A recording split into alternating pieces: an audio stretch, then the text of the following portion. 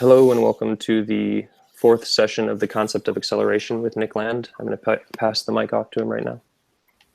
Okay, thanks for that.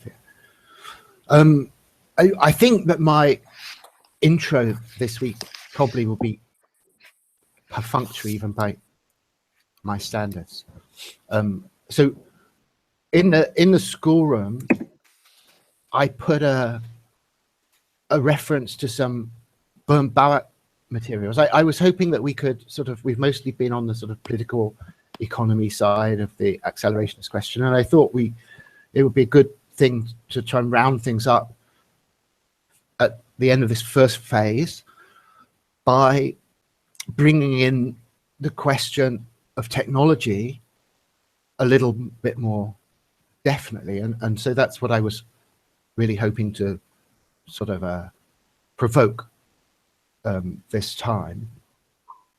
And it's, I think, a really interesting text. The one that I said is especially relevant from Birnbach's huge book, and from that particularly, the paragraph that I'd like to focus on, or the section, it's not a whole paragraph, it comes from part 1.4.7, where he says, the distinction between production from hand to mouth and production which employs roundabout and fruitful methods is so fundamental that it is eminently desirable that a special conception should be coined for the latter.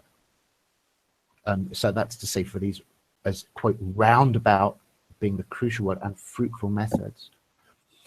This is done, if not, as we shall see, in the only possible way, is in a way that is not inappropriate, in grouping together under the conception of capital the intermediate products which come into existence in the course of this roundabout production.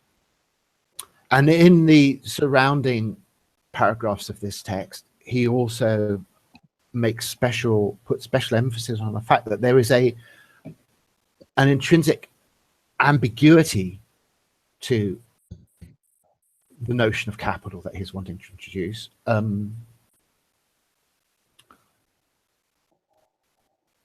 Sorry, just one second. Where he says, just in the next paragraph, where he's trying to defend his usage, so it's saying, again, the solution suggested is the most conservative one, without laying any particular weight on the fact that the historical origin of the word capital indicates a relation to an acquisition or a gain, and that our reading remains true to this.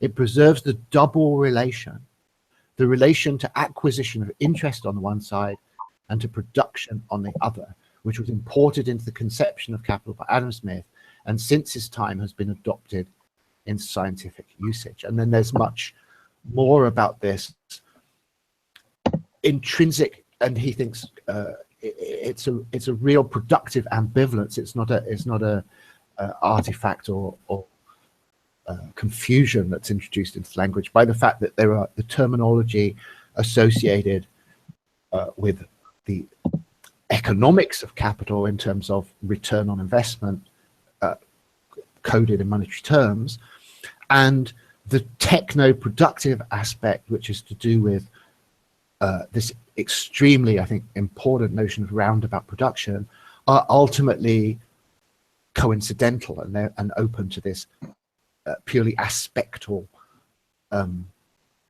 variation in emphasis.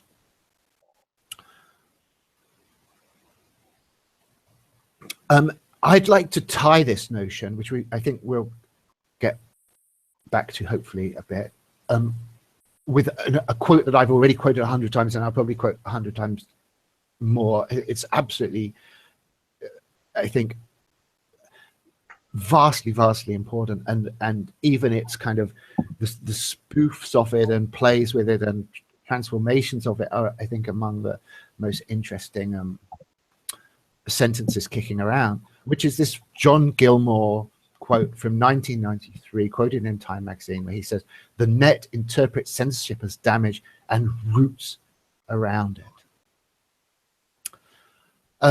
So I think as a provisional hypothesis that I guess I'm fairly committed to defending as pretty doggedly, is to say that these route arounds and the roundaboutness spoken about by Birnbauer, it's really indistinguishable things.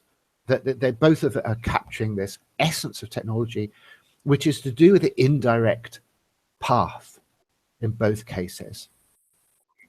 And in a sense, I think, with a slight transformation again of emphasis, both are saying the route around is the quickest path. I'm obviously putting it in those terms in order to say that there's an inherently accelerationist germ already to this notion, and that if you're looking at it either as this technological and productive process, or you're looking at it as a form of navigation in cyberspace, as in the John Gilmore sense, in both cases, the direct route is, as the crow flies, is an illusory construction of speed. The fastest route is not the direct route. The fastest route is the indirect route. And so capitalism is systematic, self-propelling route arounds or roundabout productions. And in doing so, it is captured as a technological process at least as much as it is captured as a financial process. I'm leaving. Adam's comment is totally crucial, but I'm going to just try and pretend I haven't seen it for the moment. So in terms of where we've been already in this course and looking at the sort of left accelerationist critique of these things, this is this comes pre-framed in a sense that there's a left accelerationist question in the haunting us or whatever in the background here, saying, well, is it really the case that this process of roundaboutness or route arounds is essentially capitalist? And obviously the Birnbauer passage here is making that case, but there is a kind of, as we've seen, a left accelerationist objection saying that we can do this evasive maneuvering into and through technology in a way that is somehow not restricted to the capitalist mode of that process. So what I want to go on to, but I think I probably won't do it in monological mode, I'll drip feed it in, is some of the material from my own teleoplexy essay, which I think is relevant to this question, and to the things we've been talking about in terms of, again, agency, means and ends, teleological structures, and the way that we think those things in terms of capital, and the way that capital distorts and twists those things. And at the most colloquial level, this ties in with the kind of dimension of critique that seems most informal. Was Alex Williams in the Xenoeconomics piece, which I think we've agreed is not a particularly ferocious critique of capital compared to the things that we're going to see later in a distinctively left accelerationist lineage. But he describes capital as a nightmarish Lovecraftian creature. The Manifesto of Acceleration Politics says, starting with this, repeating this quote from last week, which again, I just would like to emphasize how amazingly time twisted it is. we need to revive the argument that was traditionally made for post-capitalism. So I'm sorry for the repetition here, but it's the most fantastic time collision going on in that sentence. But then, so colon, what is that? What is that argument traditionally made? And it is, quote, not only is capitalism an unjust and perverted system, but it is also a system that holds back progress. Sorry. And so perversion, twistedness, warpedness, the case made in the teleoplexy argument is that this has a rigorous sense to it. And the rigorous sense of that is that capital is peculiarly abominable because it is structurally, it's a structural warping of teleology. That's to say, it's the reign of the tool, that which is supposed to be purely instrumental, which is supposed to be a means, is transformed into an end. And I don't think the relation between those two things, between that and this question of roundaboutness, is exactly analytic. There's room for some maneuvering and complexity between those two, but I think there's obviously a relation. That the process of roundaboutness feeds this later abominable twisting of teleology, because self-propelling capital inevitably tends to make of its means an end. It begins by systematically incentivizing and reinforcing this process by which one gets to the goal through certain kinds of technical and economic intermediaries. Any kind of machine, gadget, technological device on the one hand, or associated economic, financial institutions whose justification is that they are the best way to an end that is the same end as that of what Birnbaum calls hand-to-mouth production. So you see this in sort of obviously liberal, liberal in the old sense, still today. I mean, the number of people who would actually dispute this is tiny, I think, that the purpose of capitalism, of productive indirectness, of roundaboutness, and route arounds through capitalism, that for the final justification for all of that stuff is still what it was at the beginning, primordially. It's the satisfaction of these hand-to-mouth needs. And obviously, if you just follow this in this almost paleo-ethnographic sense of the origin of technology, so someone wants food, they can directly go out and try and strangle a kangaroo, or they can spend some time making a boomerang, and that time making a boomerang is obviously being deducted in a certain sense from the time available to go and strangle a kangaroo. And the implicit technological logic of it is that with a boomerang, you'll take down a lot more kangaroos than you would by going out and strangling them. And the implicit teleological structure of that is that it's still all about dead kangaroos and the primordial human needs that were going to be satisfied by those dead kangaroos. It's just that if you do it with a boomerang, if you pass through this roundabout production and equip yourself with some boomerangs, you will more satisfactorily, more efficiently, faster and more efficiently over the medium term satisfy those original needs. And this is exactly what you still see in contemporary political economy. So that even what are counted as extreme apologias for capital will still say, well, the final justification for capital is the satisfaction of human needs as expressed by the maximization of consumption. Production is for consumption. Consumption is the end. Consumption is the teleological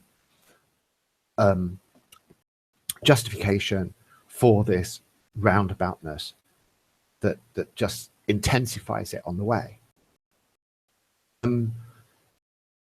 So the very fact that that is being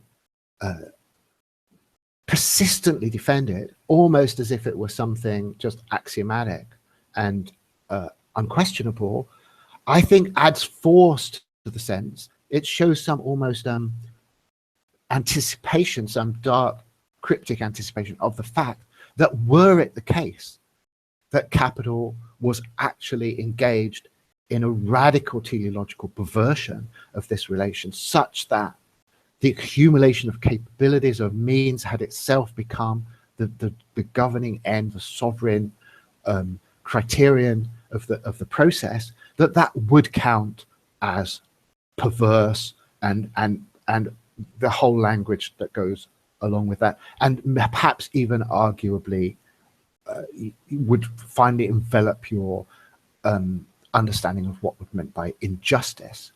That injustice at the most abstract level involves this form of radical teleological warpage that provides the most fundamental philosophical critique of capital.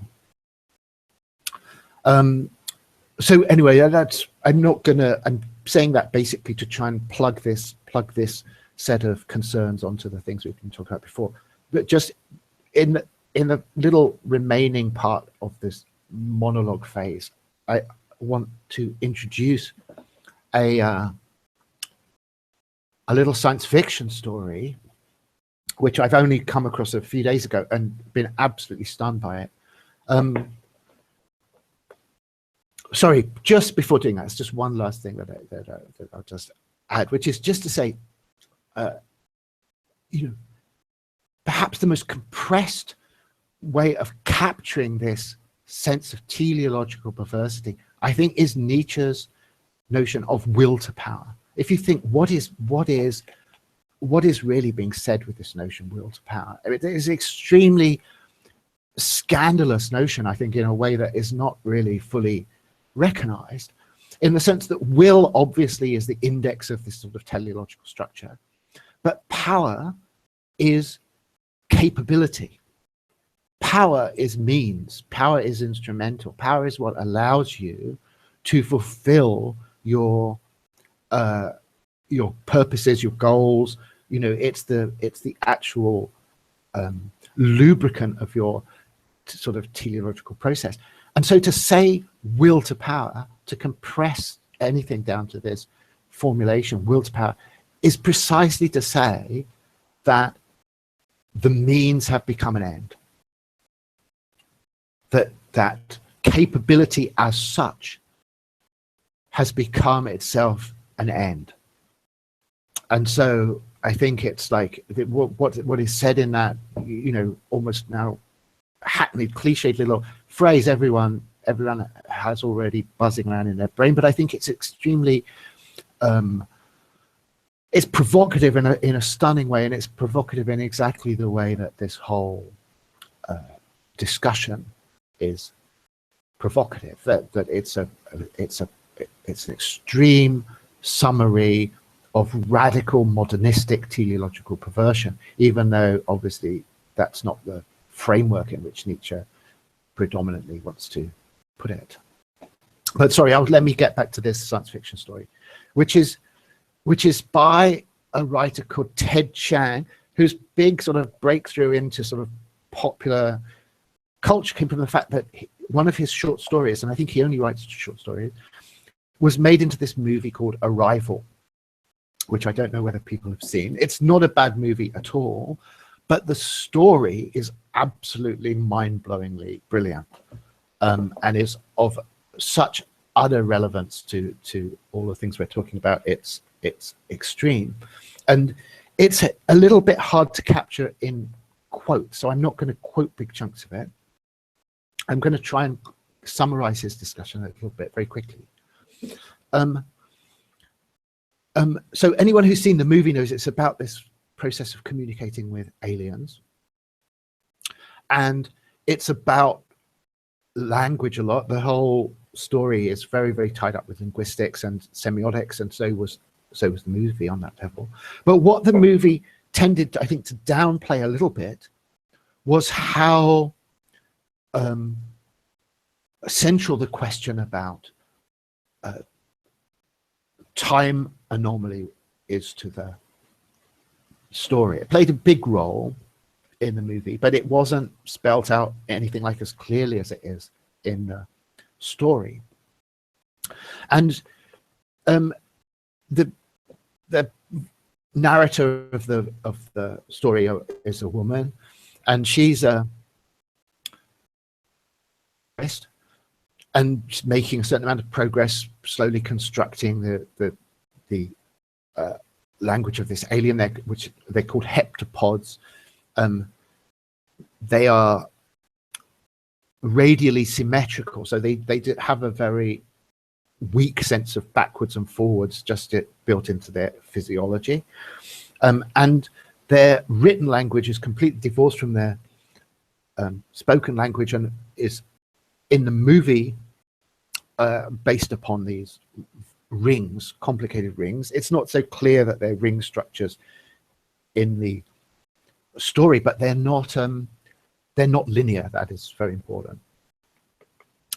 But the physicists trying to communicate with the aliens are unable to get to first base for a long time. They just can't. There's a rift of mutual incomprehension on basic science that they're finding very confusing. And eventually they make a breakthrough. And they make a breakthrough by showing the aliens the image of the very classical optical illusion of a twig or something broken in water. You know, so the weird refraction of a twig or pole or something put into water, and it's bent by the water. And there's obviously a familiar human scientific understanding of this process, and the key to it is something that is called, which I have to confess I hadn't heard about before, Fermat's principle of least time. I might put that in the bar. It's about pathways, and it's about time, and it's also, we'll see, about economy and other things even more strikingly relevant.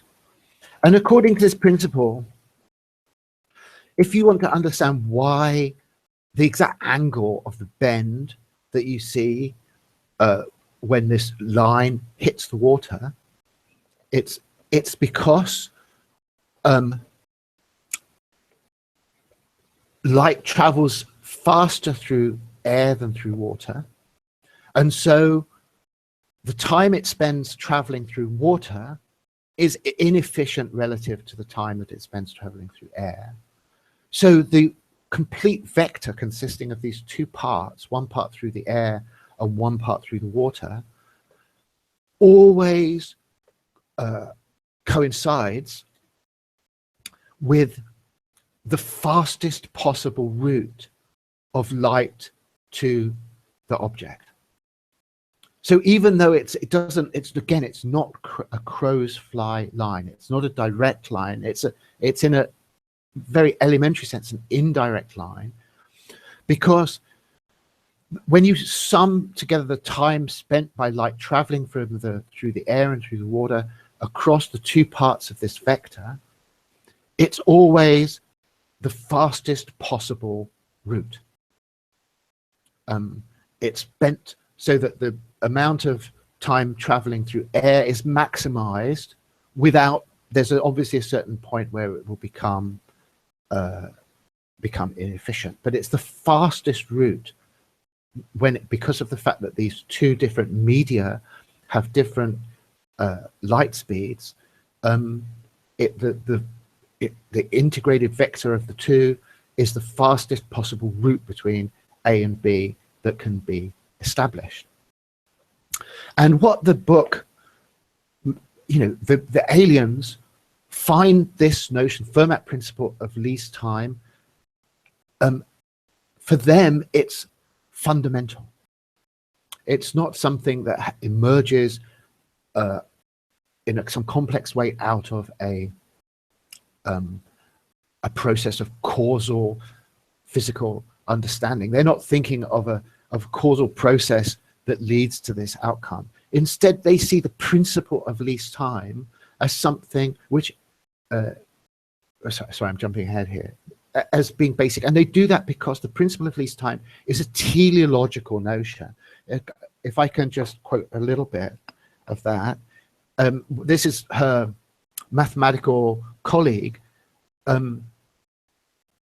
So she says, no, he already says, but Fermat's principle sounds weird because it describes light's behavior in goal-oriented terms.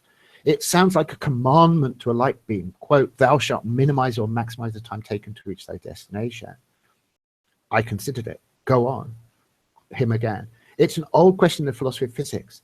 People have been talking about it since Fermat first formulated it in the 1600s. Planck wrote volumes about it. The thing is, while the common formulation of physical laws is causal, a variational principle, which is a principle based on the maximization or minimization of a criterion, like Fermat's, is purposive, almost teleological.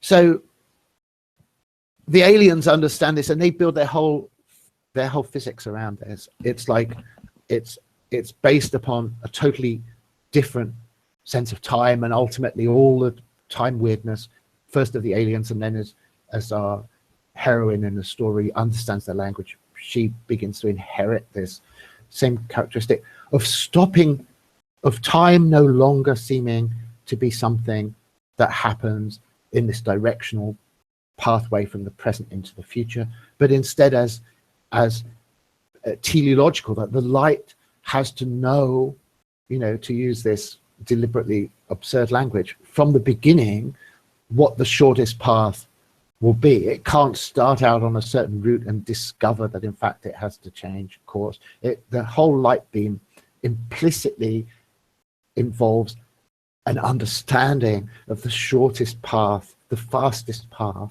between these two points. This curved, kinked, twisted, warped line is the one that for them is natural, because they're thinking about physics teleologically rather than causally.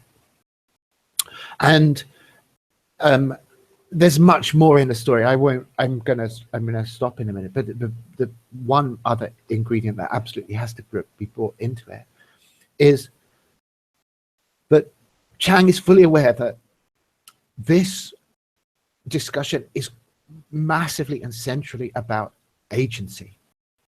The whole story, in a certain sense, is about free will, and about how, if someone understood something about the future, they would not get into some kind of grandfather's paradox type logical contradiction, in which they would act in such a way to forestall the future that they know is going to happen from happening.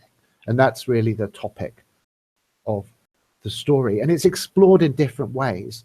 I'm just, actually, if I can just pass on one more link, which I hope I've put here conveniently.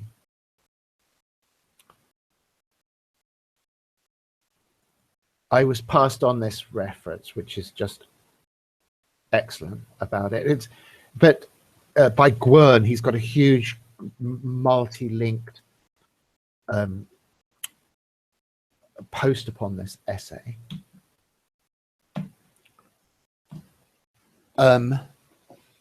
It's called, yes, The Story of Your Life. But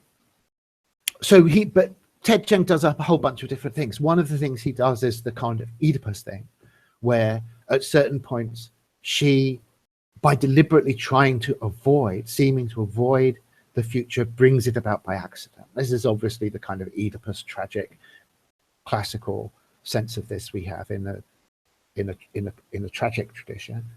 But that's not the main approach she's got. The main approach she's got is to say that on this other aspect, action is coordinated in order to bring about the event that it sees as necessary. The story is proposing that there is this kind of alternative consciousness that is outside of our understanding of free will, in which the understanding of the future and the direction of purposes towards the realization of that future are integrated necessarily. And I think it's not that I particularly at this point, this isn't the place to try and defend that notion or even its coherence, but it's just to say that this problem and the solution that she is making to this problem is very, very deeply connected with the questions that we've been discussing up to this point, to do with time and agency and these various strands of accelerationist thought. And it comes up an awful lot in terms of people saying, you know, if this is happening, why not react against it? Or are you simply refusing to act? You know, there's a whole informal discussion around the politics of accelerationism that seems to me to be entirely embedded within the terms of this Ted Chiang story, and you know, anticipated by it and explored and negotiated by that story. But I think I'll stop at that point and see if if people remain mute, I'll get back into monologue mode.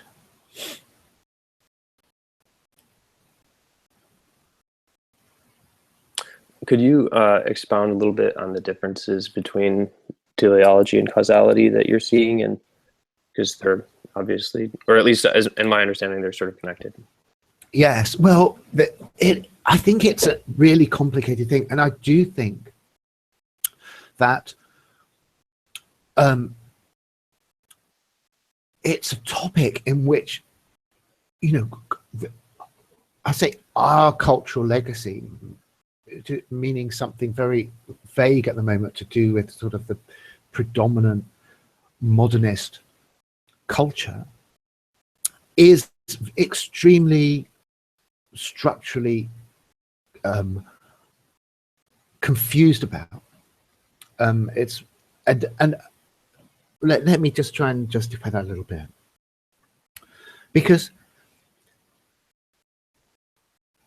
I think the grounds for this confusion can be seen in the fact that, well, firstly, as we've discussed in the past, the fight around teleology and mechanism was so epic in the sort of prehistory and early history of capitalism that the kind of battle scars of that fight continue to sort of absolutely fester and direct a lot of the way that the thing develops. So there's a huge amount of sort of highly conflicted cultural baggage that is involved in this relation that makes it very difficult for people to be cold about it. And one of the things that comes out that I think is extremely strange and very, very important to any discussion about the culture of capitalism is the fact that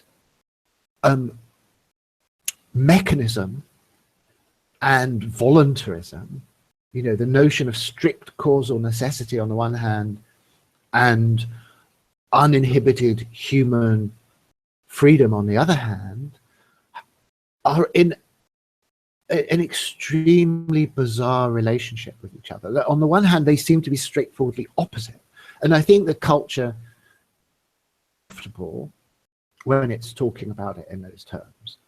So there's a kind of determinism versus free will debate in philosophy. It's obviously one of Kant's antinomies.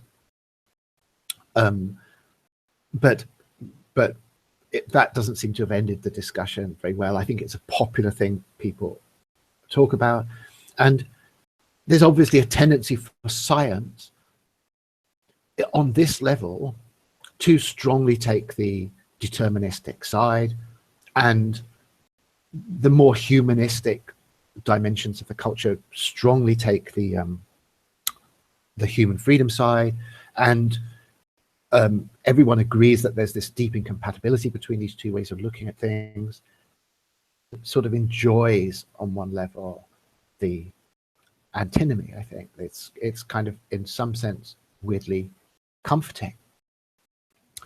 But that's only one part of the issue, and the other part of it is that there is a strange tradition. I'm not going to say it's completely occulted, but it certainly sort of tends to be repressed, but it pops up in various places. Hugh Price's book on time, which we've talked about, makes a very explicit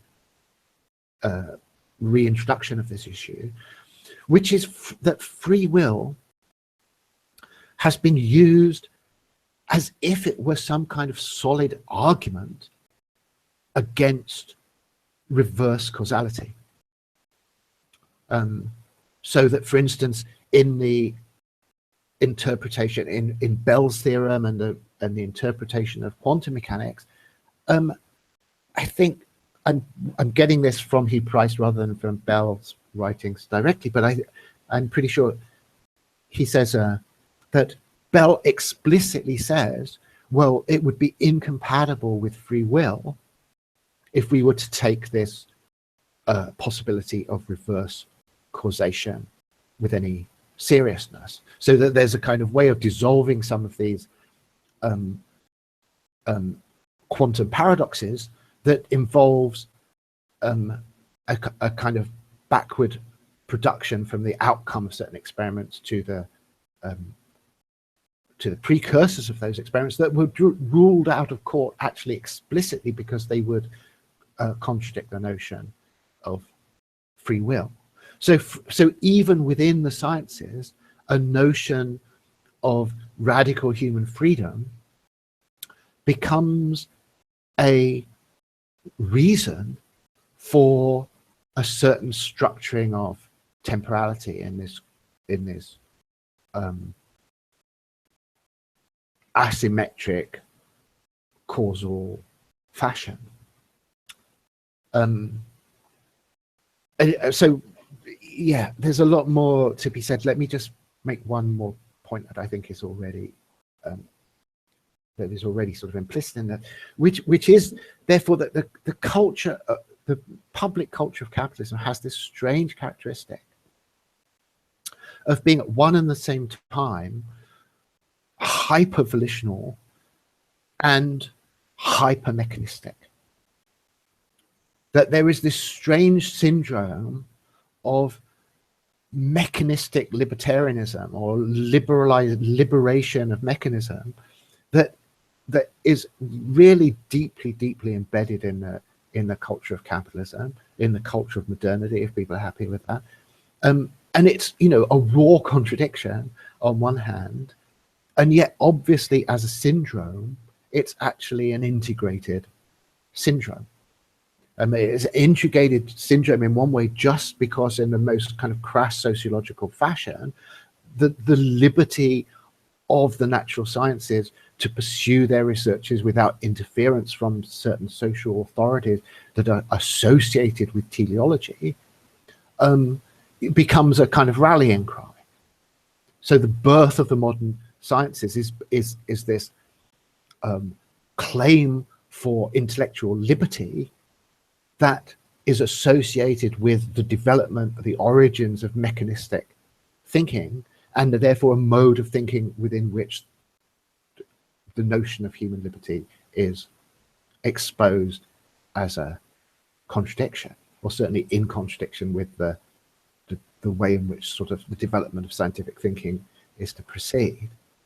So I think it's absolutely inescapable to dig into this real pathology of teleology within modernity, because it produces such absolutely flagrant, fantastically schizoid symptoms that it's unavoidable that one sort of returns to this thing and asks what is going on here that can allow these really naked cultural contradictions to be promoted from some obscure integral core. And I think that integral core is precisely the fact the language of free will is a language about a certain interpretation of time. And this is also what the Ted Chiang story is saying. And the way in which Ted Chiang uses teleology is as something that is outside of that particular modernistic syndrome. It's deliberately been left outside it, obviously, historically, because of the fact that it was associated precisely with those forms of social and cultural power that the modern liberation of science defines as its own origin. And so wait, just to clarify, are you saying that it's particularly ironic that even scientists tend to reject reverse causality as conflicting with free will, because reverse causality is in fact a great way to explain goals and will? Well, Hugh Price's argument is basically that. He says it's absolutely clear that the scientific duty is to discard any notion of free will that will get in the way of a consistent physics. And by a consistent physics, he means one that is time asymmetric at its fundamentals. So, I mean, that argument is one that I'm simply just taking up from him. You know, he exposes, I think, very well how strange it is that science, even as it seems to foster and promote this hard mechanistic determinism, ends up being a repository of this defense of free will as something that is so indispensable even to scientific thinkers that they would rather avoid contemplating a consistent physics than part with this commitment to a notion of free will. But what Ted Chiang is showing, I think, really clearly, and I think this is a crucial point, is that free will, as understood in this way, and deterministic mechanical causality are both part of the same syndrome when contextualized by this alternative orientation towards finalistic time. You know, if you have a notion that the future is actually thoroughly causally efficacious in the same way that the past and the present are, then of asymmetric physical causality and free will are simultaneously sidelined by it. because they both think that there is this ontological precedence of the past and present over the future.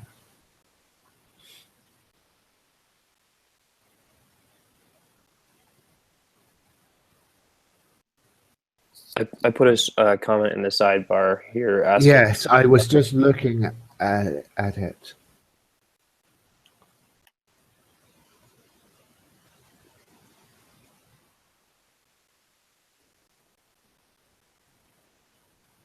Yeah, I mean, so, to be honest, I think this is a really complicated question, which is not obviously a bad thing, but it means that I think a hasty answer to it is really difficult, because I guess what I'm saying is we cannot know yet what Kant really is saying. You know, when you say sort of pre-Kantian and pre-Kantian, you know, if Kantianism is critique, and critique is modernity in philosophy in its kind of essential structure, I think it's something that we have yet to reach. You know, and in saying that, I'm of course being traditional in sort of aligning us with a kind of forward moving conventional linear temporal progression towards our understanding, which of course is it has to be on this. But I think even, you know, Kant's own thinking about teleology is very complicated, and it's obviously broken up in this weird way, and it comes in late in the third critique as an explicit issue. So the sense in which the very notion of the transcendental has a teleological character, I think, is something that he, on the surface,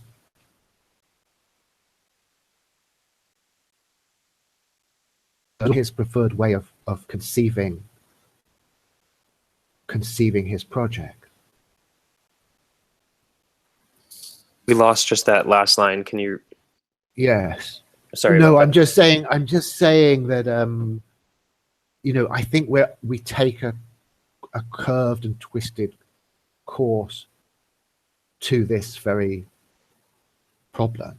I mean, I think it's, when you say haven't we become Spinozists again, I think Hugh Price is a Spinozist, you know, of a certain kind, or if I'm understanding what you're saying by that, I think so, and Einstein too, in the same way, and in that case explicitly. I'm not sure that is the end point of this discussion. Like, it's probably also where Ted Chiang goes, actually. Like, he tends to say that in the end, the difference that we've been talking about between this kind of notion of progressive temporality on the one hand and this finalistic heptapod temporality on the other is aspectal. That every scientific statement can be translated between these two things, and they're both consistent in their own frame, and they can just be mapped onto each other. And that seems to me very Spinozistic, and I guess, you know, again, like Einsteinian. But I'm not sure that we don't have a more difficult problem than that, which is to do with what it really is to do a diagram of a transcendental circuit that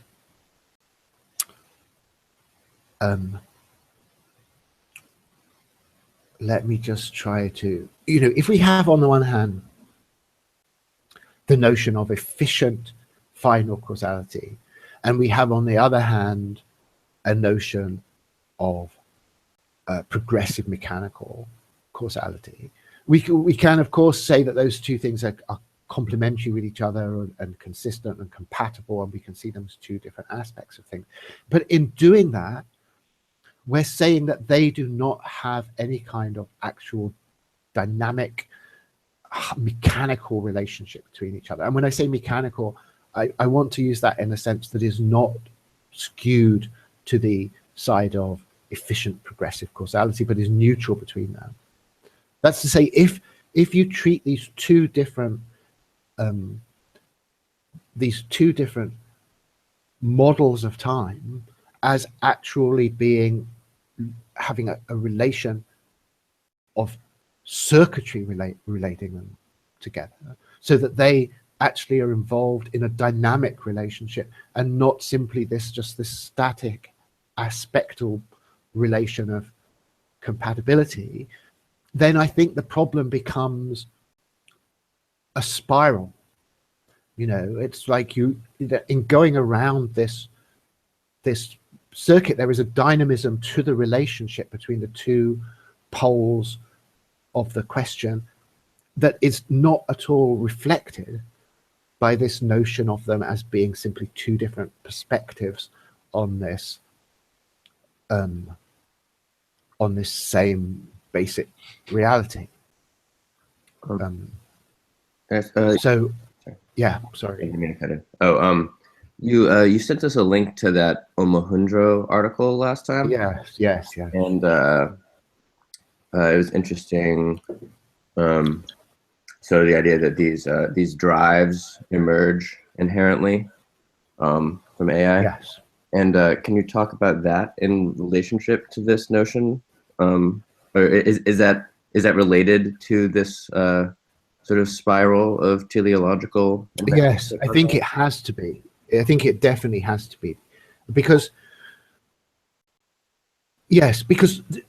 in the Omohundro thing, there are two distinct teleological dimensions to what he's talking about. On the one hand, he's talking about drives, which is itself an inherently teleological notion. And I'm using teleology here in a way that is, I'm trying to use it as thinly as possible, because as we were saying last week, teleology itself needs to be brutally critiqued. I mean, it is always inclined to fall into a metaphysical formulation in which the telos is an idea, and therefore teleology has a metaphysical structure of the kind that is outlined in the first critique. So I'm wanting to use it much more diffusely than that. But to get back to this thing, so a drive is teleological. It's kind of directed towards some kind of goal. But there's a second level of teleology, which is that we expect certain kinds of teleological structures to be produced necessarily. That's to say, we can anticipate, according to Omohundro, that any intelligence will necessarily have certain predictable teleological structures. So rather than saying, in the way that I think is typical of this kind of friendly AI type of discussion about this, that we can decide how this thing is going to think in sort of teleological terms, its morality, its drives, in some sense, this kind of thing can be programmed with some arbitrariness. And there's a lot of, this is backed up a lot by the kind of metaphors that are used in terms of information space, where they say, the space of intelligences. So there's this abstract phase space in which all intelligences are located. Human intelligence is positioned somewhere in this intelligence space. There are all other kinds of intelligences possible, and then implicitly from that, we can sort of try and position deliberately engineering process and intelligence somewhere that we consider optimal within this intelligence space.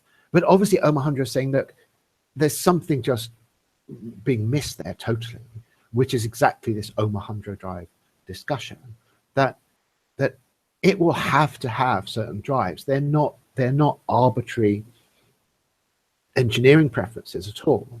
They are conditions of cybernetic consistency for any such being. If it lacks certain drives towards self-perpetuation, the self-optimization of its processes in certain ways, resource acquisition, these basic drives that are required in order to continue to function, then it simply cannot exist. It's not a consistent existence.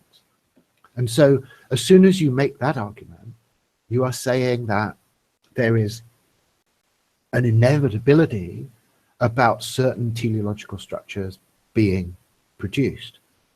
If you're going to have an intelligence at all, you're going to have one that has these characteristics to it. And it's not therefore just something that comes out of these particular engineering decisions that are made by whatever, the AI lab, the friendly IA community, or however the agent of AI production is being conceived.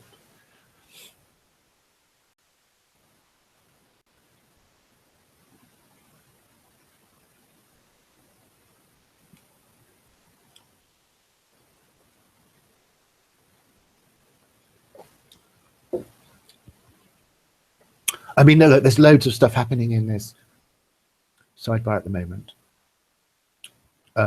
Everyone's being very quiet. I'm sorry, that's probably because I'm talking too much. Can I just respond to one of these, and then I'll really try and control myself a little bit better, which is, like Amy says, how is time mutation different from a shifted transcendental as a transcendental structure that's open to feedback grasped as a circuit? I mean, I wouldn't necessarily say that there's a difference, except if that is what we're looking at, then that is what the transcendental is.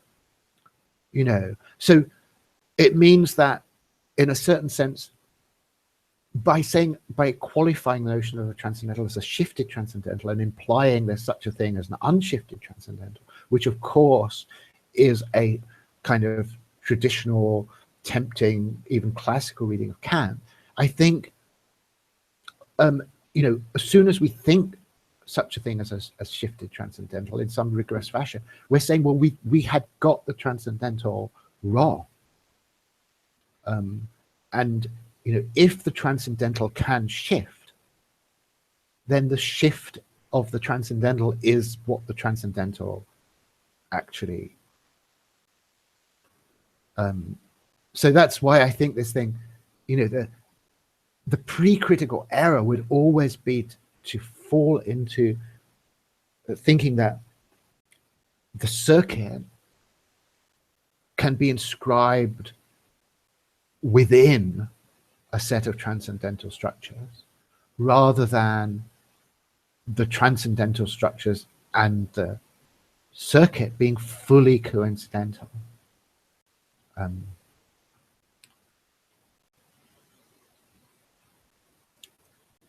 Yes.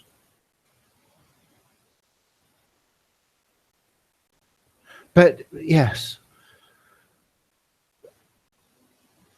So sorry, I'll start on this. I mean, I'm trying to get Amy to come out of the sidebar, I guess. But you know, if Kant's transcendental is the human transcendental, i.e., not the actual transcendental, but something inscribed within the transcendental as it would be fully explicated or diagrammed by transcendental circuitry, then how are we drawing those limits? Because it just seems to me that the machinery of the critical machinery, the machinery of critique, is itself always actually doing this escape process already. You know, it's like if we could say, in the fashion of the history of German idealism or whatever, that this is what Kant is unable to think because he doesn't establish the machinery, the conceptual critical machinery to make this move beyond a certain set of determinate limitations. If we could say that, if we could say, you know, this box is Kantianism, and we can draw the boundaries of that box with confidence, and then we ourselves can then, using some cognitive tool not available or formulated by Kant, can move outside that box, then totally that would be right. But it seems to me that actually the most powerful tools that we're using to make this move are themselves tools that are part of the critical machine. And so it's not that's my problem with this move. If the critical machine is the machine that's allowing us to make the escape from the box of Kantianism as conceived in its limited form, then to what extent is conceiving Kant in that limited form actually adequate of Kant? It seems it can't be, because, you know, he's providing the machinery that we're using that are allowing that model to be formulated in the first place, or formulated through escape.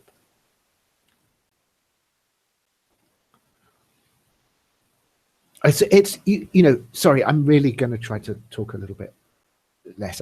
I have to just say one more thing about this, because I think this is totally critical point in both senses of the word, because this is exactly the problem we have talking about capital. You know, it's the notion that we can delimit it in a way that is defined by some movement of escape that is external to what we have delimited it in describing it. You know, so we can think post-capitalism because we can fully define capitalism, and we define it by escaping it to a superior frame, and that movement of escape to the superior frame is conducted by means that are not themselves capitalist, even in the wider sense. So, you know, I think to say we can be post-Kantian or we can be post-capitalist is the same, structurally the same. And what allows us to see that structural similarity exactly is critique. You know, we can only make that strong analogy because critique allows us to see how both those systems are working. And so the rejoinder that I'm just obsessively and repeatedly making to this is to say, well, but isn't that movement of escape that we're taking advantage of and is allowing us to define the box in the first place, isn't that already part of the thing that is supposedly inside the box? You know, it just that's what I'm constantly seeing here.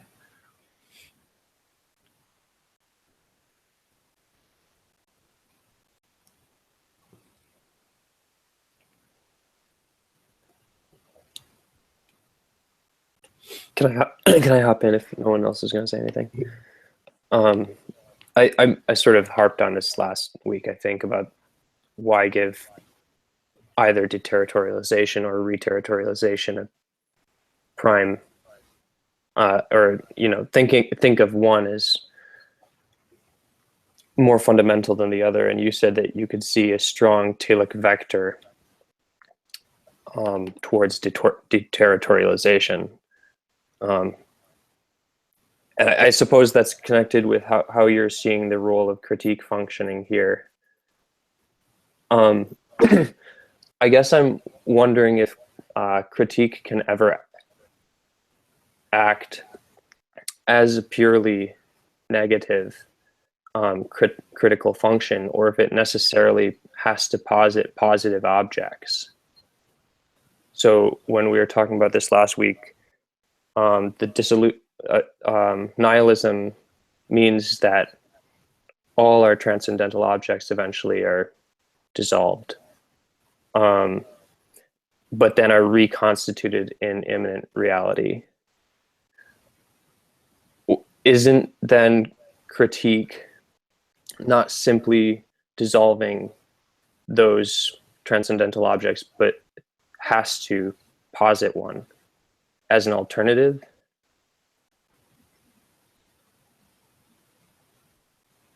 And I'm completely open to being schooled. Yes, I don't know. I don't think there's any question of schooling on this, because it's a crucial question. Can I just step back a little bit from it? But I don't think I'm leaving it behind. Which is to say, you know, what we call, if you're trying to say in the most abstract sense, a certain tradition of postmodernism, post-philosophy, on a more narrow sense, post-structuralism, that defines our recent philosophical epoch. What is the basic characteristic of that type of thinking? And it seems to me that it's extremely close to what you're engaged with in your question, I think, which is that if you say that critique necessarily reconstitutes a metaphysics, and so it opens this interminable process of it cannot realize a final critical system that is not itself then some kind of metaphysical fabrication that provokes some further wave of critique, if people will use that word. And the point is, if you follow this, one way of following this, and the way that I think is typically done, is to treat it as a demand for the continuous revolution of vocabulary. So you say, you know, we can't use the word critique anymore, we can't use the word object, we can't use the word transcendental, all of these things, because they were used to take us to some particular point of demolition of metaphysics, but then themselves settled into a kind of a new metaphysical structure, and will require some subsequent move of destruction or deconstruction with a Heideggerian vocabulary, a Derridian vocabulary, some other successive waves of anti-metaphysical vocabulary that will always need to be replenished and revised and refashioned, and put us in this position of interminable critique. And that seems to me really what postmodernism is about. And I guess what I'm saying is attitude to vocabulary is what turns it into a pathological syndrome.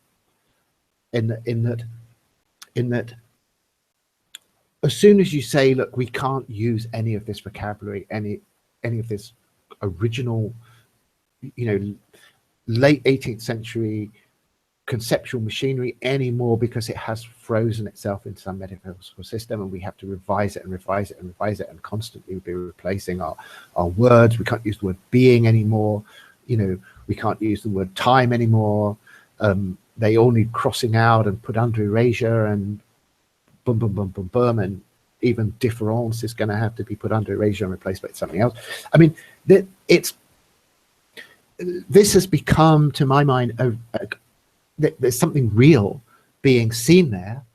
You know, what's real is being seen is that there is this dynamic of perpetual revolution that is inescapable once critique has been ignited. I think that's absolutely right.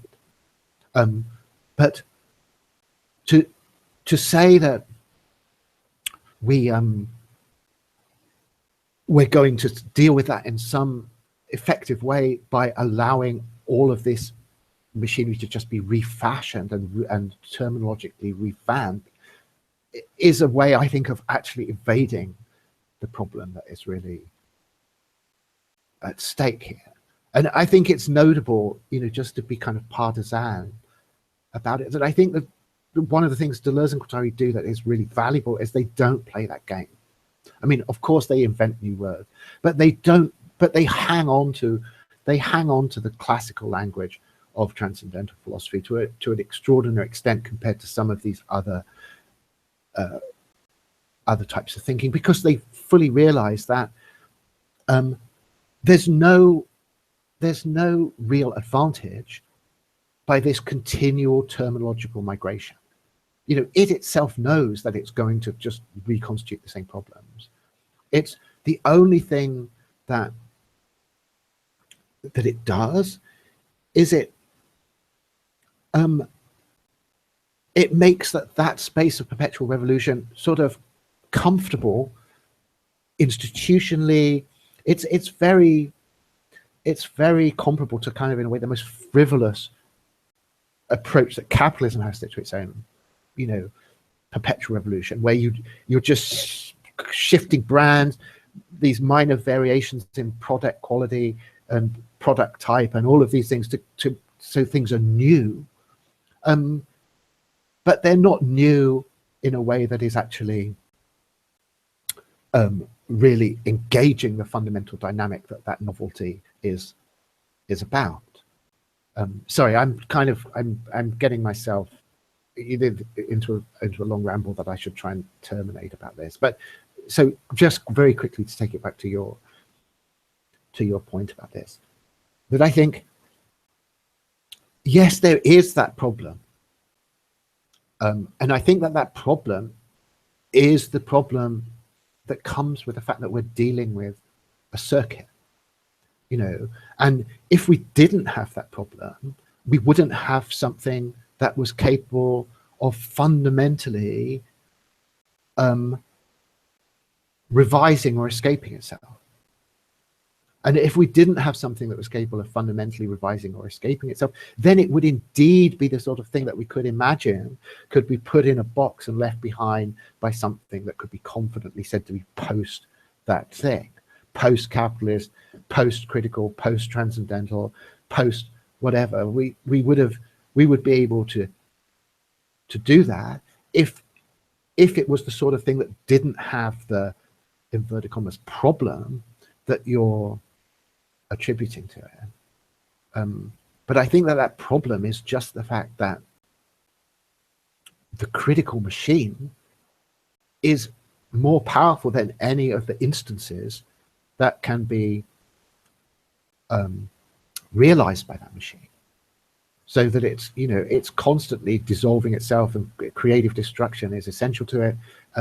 There's no realization of capital or critique that acts as a resting place, because the dynamic of capital and critique is unsatisfied by any particular actualization. So, I mean, just to be contrarian and yeah, do. I mean, towards the end of Kant's critical endeavors, like the idea of the highest good becomes central. It becomes a sort of cornerstone, and I think it becomes evident what he's sort of working towards. But the highest good for Kant is this point, because without the highest good, it is just sort of an endless critique in a way that he would see as utterly hopeless. But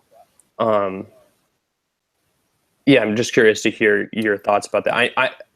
It's obvious, like Kant's Christianity, but yes, I mean, look, the whole history, we could obviously do this whole course, and partially maybe a little bit are doing it in these terms, you know, of the history of European Christianity equals the history of nihilism, so, you know, it's by no means can be treated as a kind of arbitrary, accidental feature. You know, Kant's Christianity is clearly crucial, but what is his Christianity? And I think that then we're looking at another motor of the same kind, which is the motor of reform Christianity. I mean, it's the question of, like, what is Protestantism? And I think Protestantism is just like capital or critique, not by analogy, but by integral identity, in the sense that it too can't ever be confidently placed in a box, because the schismatic dynamic of Protestantism is always involved in the positioning that places it in that box. So, I mean, we know exactly what does it mean to call something Protestant, and in the critical sense, it means that it is involved in a schismatic revolt against some kind of theological orthodoxy. So where does that stop? You know, it has its own complicated circuit to do with the usage of certain scriptures, of course, the proliferation of new churches, the role of the fact that there's no authority that is actually able to override this dynamic that is introduced by this notion of private conscience, and where private conscience in relation to scripture and these particular institutions will take this process is obviously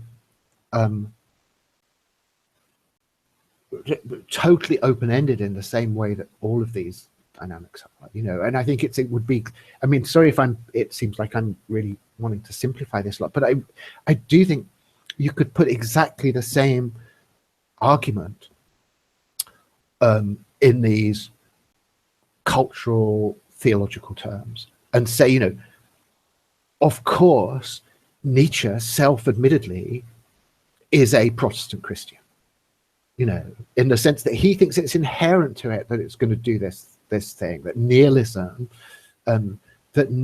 is the inevitable outcome of Christianity in general, and expresses itself particularly through Protestant as this endless perpetual revolution in the direction of kind of theological schism.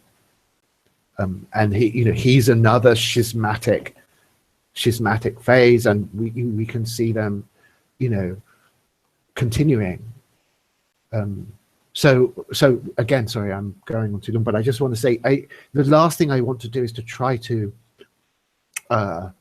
downplay Kant's Christianity. I just want to say that his Christianity, like his critique, like his modernity, like his relation to the dynamic of capitalism, all of those things are not delimitable, and they're not delimitable for reasons of an intrinsic dynamism.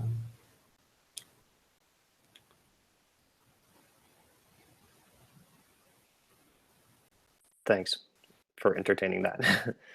I mean, do you think, I'm sorry if I'm just wandered completely off your... No, I think you're answering my question just really well, actually. I mean, the irony of Kant's like type of Protestantism is that the highest good becomes this new despot. And I think that's the importance of the categorical imperative for him too. But maybe that might be a sort of a sideways conversation. Well, I mean, I guess I would say about all of these things that they are so abstract that they tend to escape their use. You know, I think Kant's practical philosophy, again, I'm probably being repetitive in saying this, but I think that praxeology in its Austrian economic uses is just Kantian practical philosophy taken another critical cycle. You know, the reason that Mises and all of these guys say that, look, this is not, we're not making empirical claims about economic history. We're saying economics, what human action must be like, and the sense of a priori transcendental necessity that the Austrians sort of take up is straight out of Kant. You know, and obviously from a certain position of empiricism, it seems to be highly objectionable, and even, you know, people laugh at it sometimes, the notion that you could have an a priori praxeology, but I think it's a demonstration of how again, the abstraction of the notion of a transcendental practical reason it escapes the usage that you can associate with it at any particular time, for reasons that just the rigorous pursuit of critique itself will accomplish.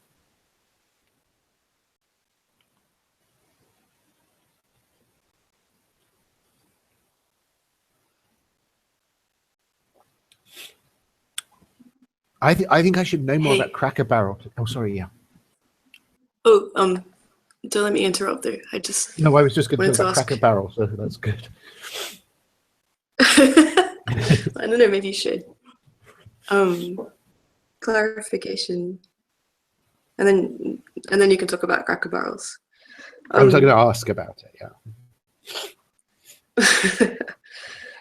yeah. So, like, I'm still kind of a little bit confused about if we can understand the transcendental as being inside the circuit, and the transcendental itself involves like the abstract or the a priori, and the abstract and the empirical in a relationship of a priori synthesis. What is being fed into that circuit that then kind of allows the transcendental to mutate, and is it some kind of alternative temporality? And if so, can it be understood in terms of the way that Deleuze talks about Nietzsche's eternal return as involving these two moments of chance and fate? So the kind of the thing that would come into the circuit, if it's affirmed both times and continues to kind of spiral, is like the outside whatever chance could possibly bring in. What allows this shift to happen? Well, sorry, let me start with a really trivial point on this, which is just to say I'm reluctant to say the transcendental is inside the circuit. I would really want to say coincides with the circuit. You know, I think if the transcendental can't be inside anything, if transcendental is to still function critically, you know, it becomes a dead metaphysical construction of the kind that we, you know, deconstruct and destroy, and wherein to kind of pomo revolt against the transcendental as soon as we say it's inside anything. So it's the circuit that is transcendental, and the ambivalence there being that equally the circuit can't be subordinated to some kind of frame. We're not drawing the circuit inside some framework of transcendental cognition or intuition that escapes it. So then there's elements. So then the next part of your question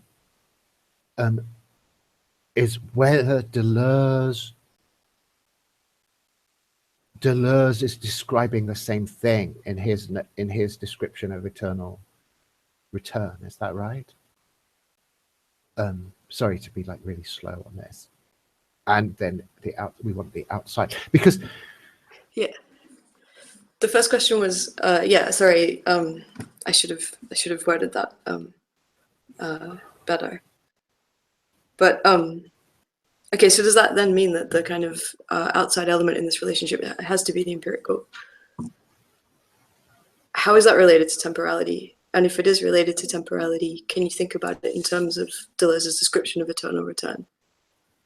Thinking of that particularly because it combines these two moments of like determinism and free will in terms of chance and fate.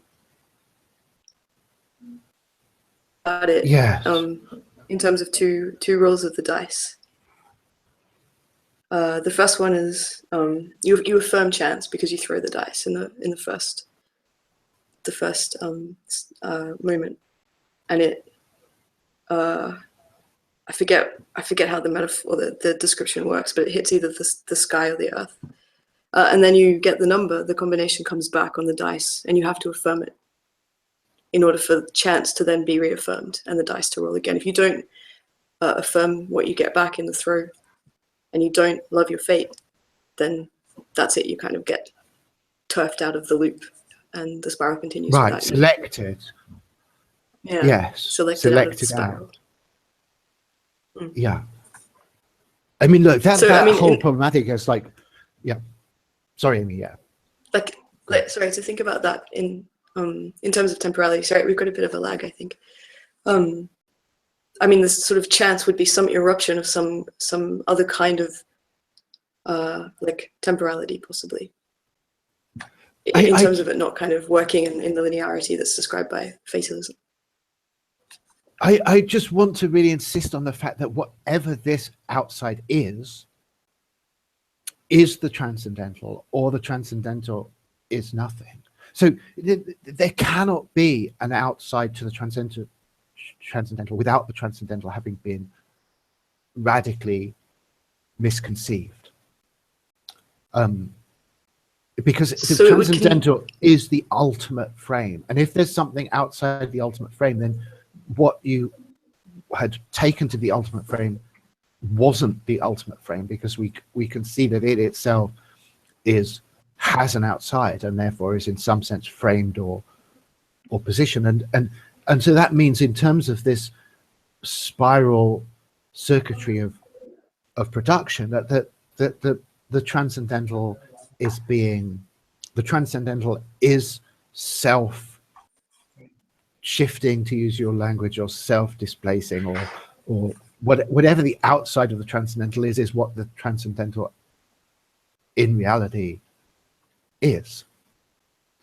Whatever the element that we want to introduce cannot be introduced as something that is going to be consistently beyond the transcendental, unless we're wanting to discard that language. So we're back with this. We could, we're necessarily going postmodern in a sense if we want to introduce something that's going to definitively dethrone the language of the transcendental from its usage as the ultimate frame, then of course we can go this way. But I don't think that.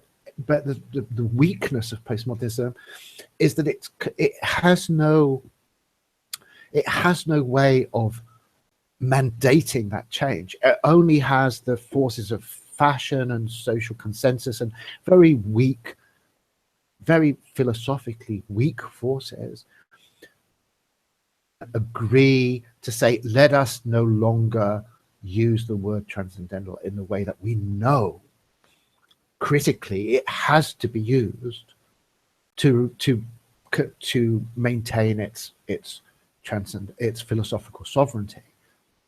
We know that if we're going to use that word seriously, then it cannot have an outside. If it has an outside, it has a frame. We put it in a box, and we're implicitly saying, oh, there's some other vocabulary, some other words that we're using that depose it. But there's no resilience. There's no philosophical resilience to that decision. There's only really fashion. It's a sociological decision. It's not finally a philosophical decision, because you're just deciding that you're wanting to, rather than use the word transcendental as machinery, you're wanting to use it as a determinate history, as something that you've overcome or that you've delimited. But but those kind of maneuvers of delimitation and insertion into some other frame is exactly what is predicted or anticipated by the language of the transcendental. So So, Yeah, I know so I'm the- sort of I mean, hitting what you're saying as an oblique here, but I think it's not it's not totally missing it. It's no, you're completely right. I'm just thinking about it in a kind of like a strange way because I've come out of some conversations about these ideas of shifting transcendentals from people who are obviously entering from. What you're kind of positing then is capitalism as like a transcendental circuit has no outside. And I guess I've been talking to people who are kind of like axiomatically asserting that there is an outside to capitalism, therefore there is an outside to describe it as a transcendental. Which, yes, I mean, I you think say that is an incoherent position. yeah, yes, but I don't want to at all suggest that it's a trivial thing. And obviously, I think the question of the outside is absolutely crucial. But what that question is doing is expressing the perpetual revolution of the transcendental machinery. It's not effectively framing the transcendental machinery.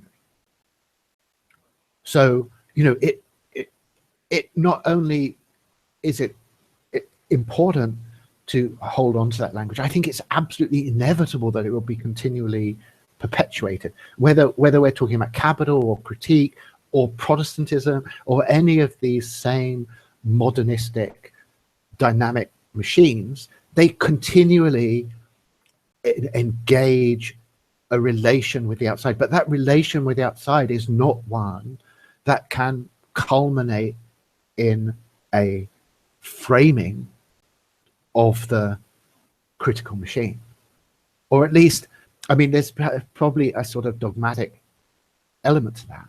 I mean, so it's, to put it more as a challenge, it's like, if you think you can frame critique, then what is the actual cognitive protocol that is itself non-critical but is competent to delimit critique? And so that's the challenge that, as we've seen, you can put in all of these particular aspects. It's, you know, it is the same as the question posed to any discussion of capital and post-capital. Can I ask one more question while we're still using the transcendental terminology? Yeah.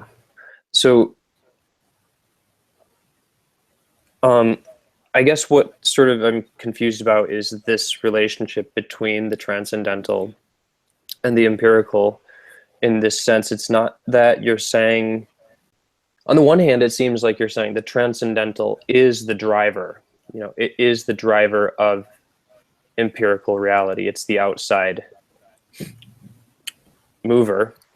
And then on the other hand, you're saying, but the transcendental is constituted in immanent material reality.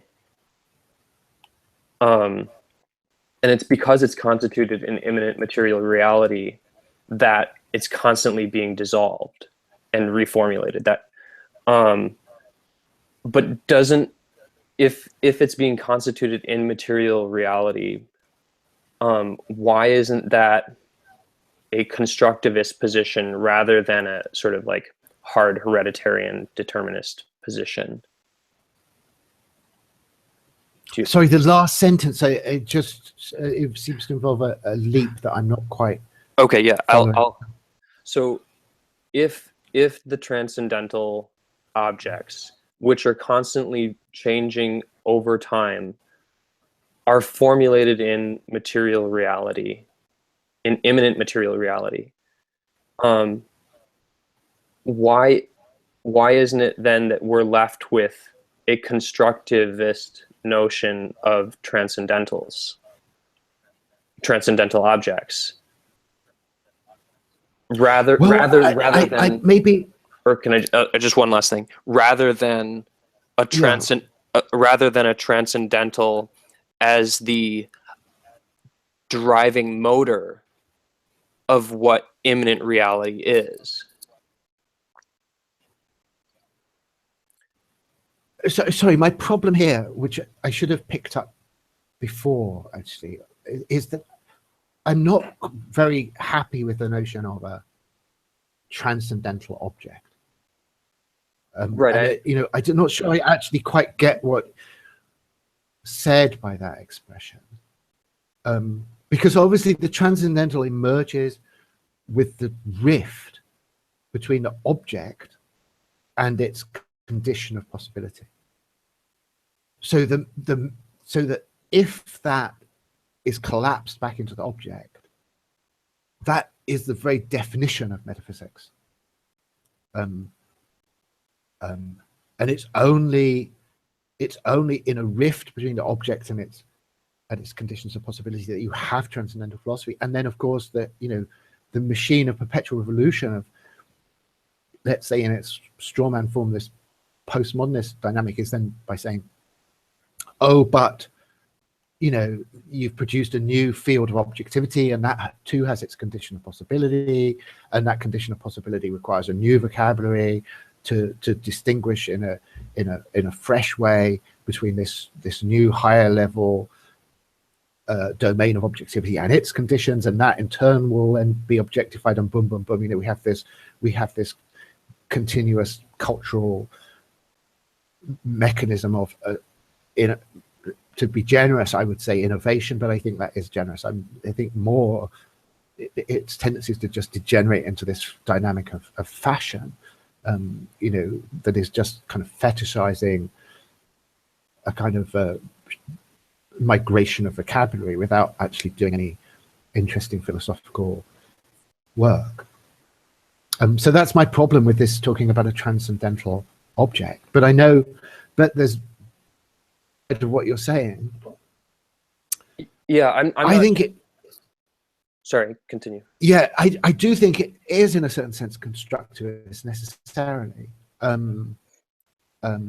So I'm not arguing with you about that. I think social constructivism, as it is generalized within the contemporary academy, is the most popular of contemporary critique, and it is critique strictly and rigorously. I mean, I've got problems with the way it's used, but there's no denying that the fundamental inspiration and function of social constructivism is just critical, and saying that you shouldn't confuse conditions of production with their objects. So I think that it's true that you would end up with some kind of necessarily some kind of constructivism, if by that you mean exactly that you're diagnosing and critiquing the objectification of conditions, objects, whichever field or objects you're talking about. Right. I have a question that's, I think, is sort of related to this, which is, and it might sound like a dumb question, but so the question is, what exactly is the relationship between the transcendental and the language of cybernetics? So are they, literally one and the same, or is it like I'm thinking about, like for example, in Delanda's book on Deleuze, Intensive Science Virtual Philosophy, it seems very important to him to use these, to outline these structures, manifolds and vector spaces and group theory, but then he wants to extract concepts that are actually not mathematical from them, because he has a problem with he thinks that actually using mathematical structures presupposes essence or identity or something. And I'm curious what you like what is maybe the word exact is kind of word to use, but I think you get the question. Yeah, sure. No, I don't think it's at all obviously a dumb question. I think it's an excellent question, and if a kind of fast or dumb answer to it would be to say I think that there is a process of convergence between these two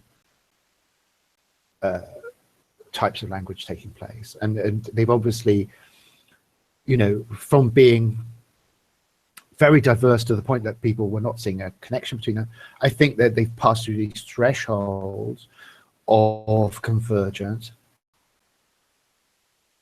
His writing was critical stage, comprehensive tool for between transcendental philosophical vocabularies, and Delander is one of the people who has most perceptively followed up on that.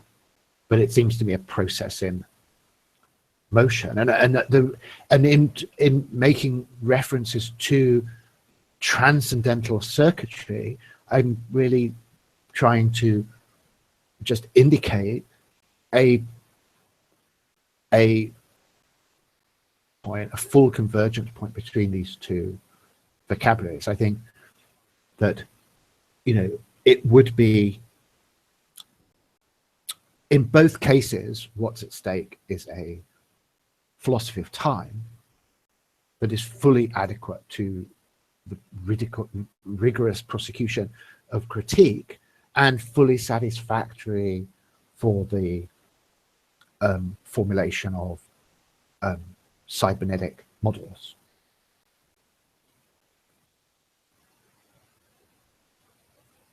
And I think that's inevitably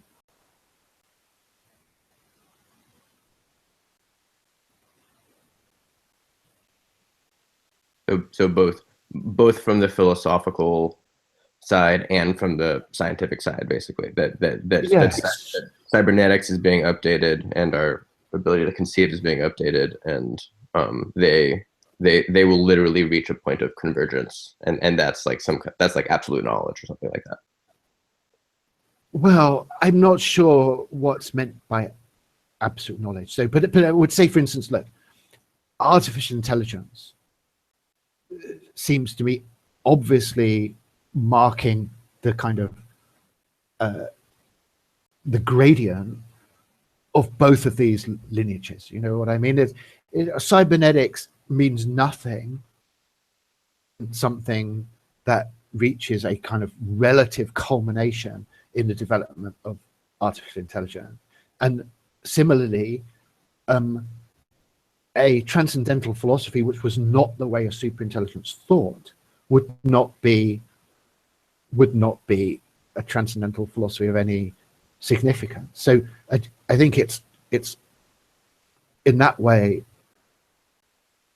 completely inevitable that these two languages have to come together. If they weren't going to come together, we would have to be saying that there's something about the destiny of machines and the destiny of philosophy that produces this perpetual distinction or even divergence between them. And so I guess that's a thesis that I'm being sort of dogmatically averse to, but for reasons that seem to me both cybernetically and transcendental philosophically compelling.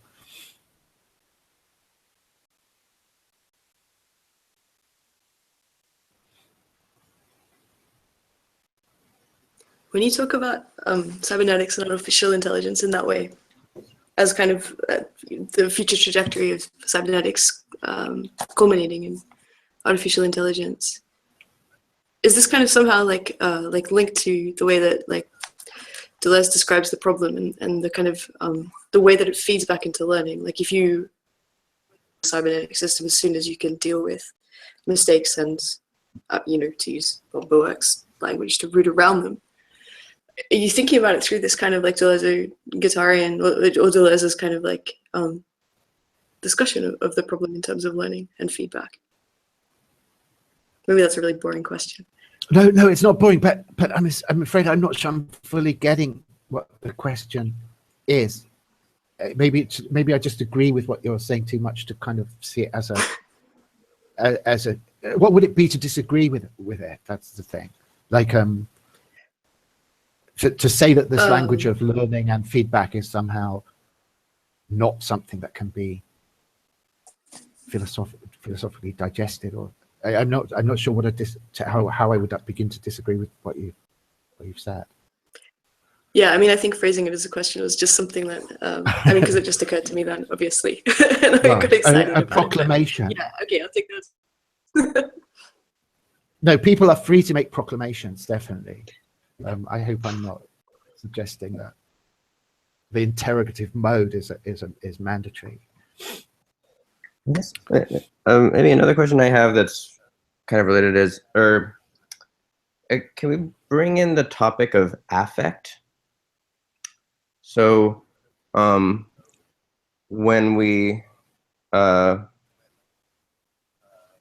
one invokes teleology and goals and self-monitoring, like the human cybernetic system, sort of affect is what drives it.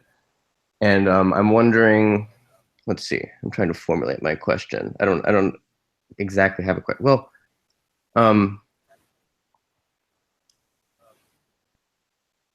with a cybernetic model, I'm curious, like how far affect can be extended, or how far you think affect needs to be a part of teleological models, and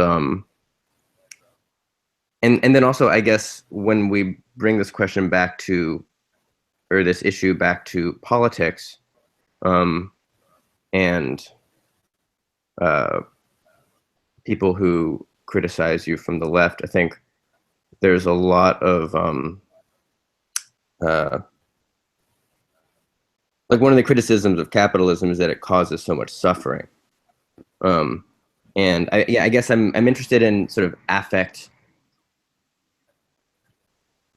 in terms of cybernetics, and then also how that relates to the question of suffering and capitalism. Sorry, that's totally all over the place. But yeah, it's interestingly all over the place. I'm not sure I can bring those two things together very easily. Maybe they need to be compartmentalized, unless you think there's a strong bridge between them. It seems like there's some kind of interesting bridge, but I mean, yeah, answer in whatever way you want. I mean, I'm going to take affect as, again, being back to this question about Spinoza's relation to all of this thing, and the fact that it's obviously trying to think sensation, perhaps, or if you're going to use an inappropriate philosophical register, is intrinsically practical. So it's kind of, you talk about affect because to show that actually you're thinking from the start of a kind of practical mechanism, and affect is always from the beginning primordially a driver. It's part of a kind of not Spinoza's language, but Deleuze's or Guattari's as a machine. So I mean, that language of affect like that seems to me, obviously, I can understand why people would want to use it and find it helpful or whatever. You might be asking something more about that. Capitalism and suffering. I don't know. I mean, it's obviously like something people are going to continue to want to talk about. And it's interesting. How do you start talking about it? I mean,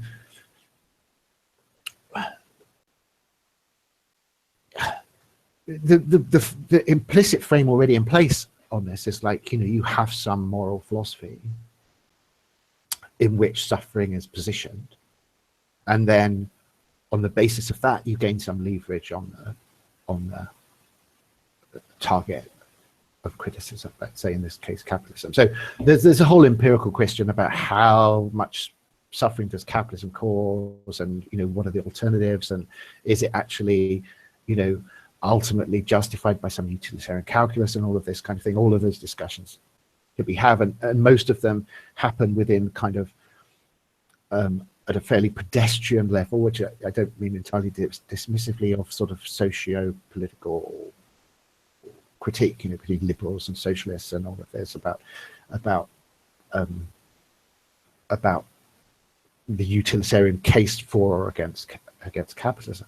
But perspective of, from the nihilistic perspective that I think is inherent to accelerationism, none of that discussion really gains much purchase, because I think you know, what is the moral valency of suffering within accelerationism? Well, I mean, it's not obvious that it has any moral valency at all. You know, if you have an unconditional accelerationist posture, then you're saying necessarily that anything that comes in as a transcendent moral objection is discounted. Like, the only question is, does this or does this not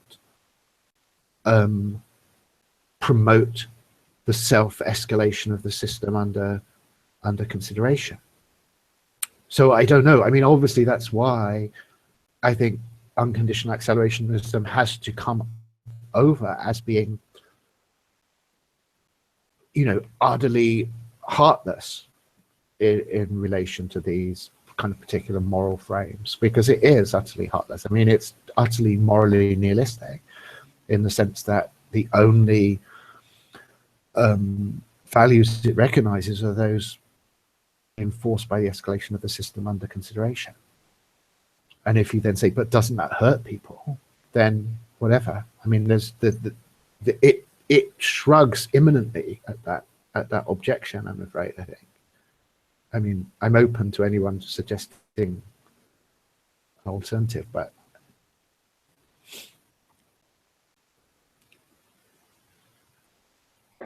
it seems like it might depend upon your implicit assumptions on,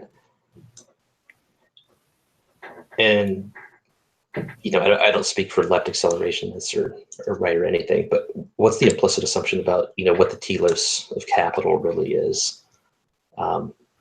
It's something I kind of wanted to bring up in this discussion anyway, with relation to Bauerich. And maybe if you could just help lead me along a little bit about, you know, how his idea of roundaboutness might have some answers, like leading us there.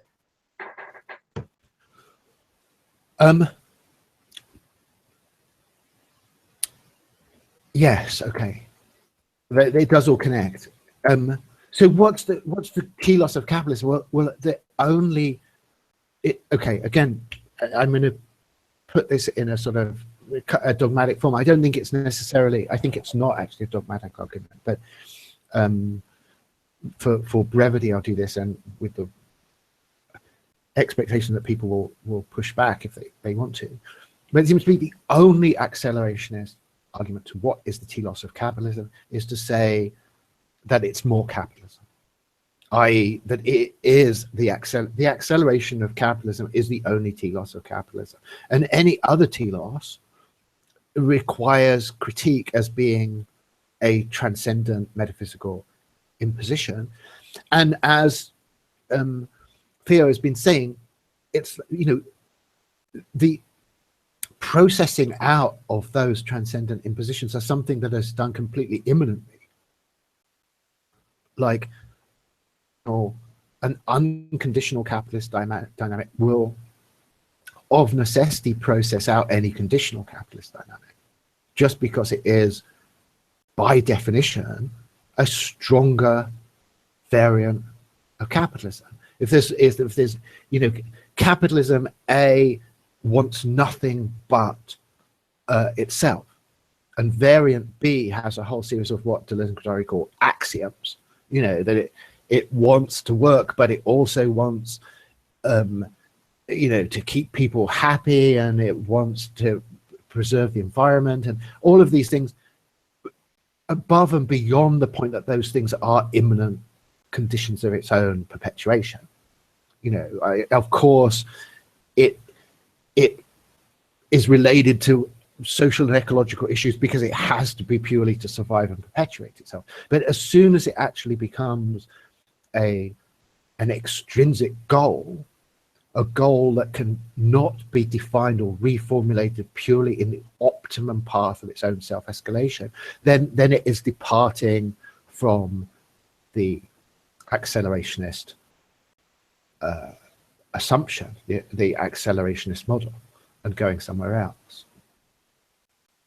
And how does Birnbach's sort of argument go with that? Well, I think it's back to this. I think Birnbach, the whole thing buckles, but it doesn't quite snap. It buckles because he's basically showing that from the origin, the essence of technology, you could say, and the way that becomes self-propelling in capitalism, the nature of the machinery is that it reinforces the incentives to roundabout production. So, there's always a social hesitation about roundabout production because roundabout production is a deduction from hand-to-mouth production, to use Birnbach's term, which I think is good. You've got a certain patch of labor time. You can either use that to directly try and satisfy some need, or you can put it aside for roundabout production. Now, if you put it aside for roundabout production, you are necessarily within a certain short-term frame deducting that from the satisfaction of hand-to-mouth production, inevitably. And I can't overstress how much inevitably, it's absolutely crucially essential to the nature of roundabout production that it comes in a sufficiently tight time frame as a cost that must be, to some extent, socially inhibited. By the very nature of the thing, there have to be certain social forces that say, look, rather than put aside these resources, this time, this effort, this capability for the production of means, even if those means are going to lead to the greater satisfaction of our needs somewhere down the road, that should not happen, because instead we want maximum hand-to-mouth production right now. And so within any even agent, there is at least some inclination towards that refusal of roundabout production. So roundabout production, there's a conflictual element in it automatically. That it is basically trying to constrain hand-to-mouth production in order to set aside resources for roundabout production. And so that's what I mean by this buckling, that Birnbach, predicts or anticipates there's going to be necessarily a social conflict about capitalism by the very nature of what roundabout production is. But the break, the schism, is where, at some level, capitalism becomes will to power. It becomes teleological inversion. It becomes the sovereignty of the tool. It becomes the fact that the means-end relation is shattered. And there is no persuasive pretense any longer that the ultimate goal of capitalism is the maximization of consumption. It's rather that the expansion of capability, expansion of production, the escalation of capital has become a self-directing, self-affirming, accelerationist process.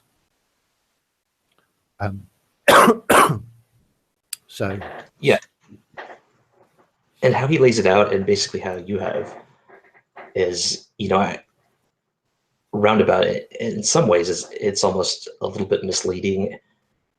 It's almost like a layering of different productive layers on top of a process ultimately currently serving human consumption, or at least that's part of it, maybe an understressed part of it.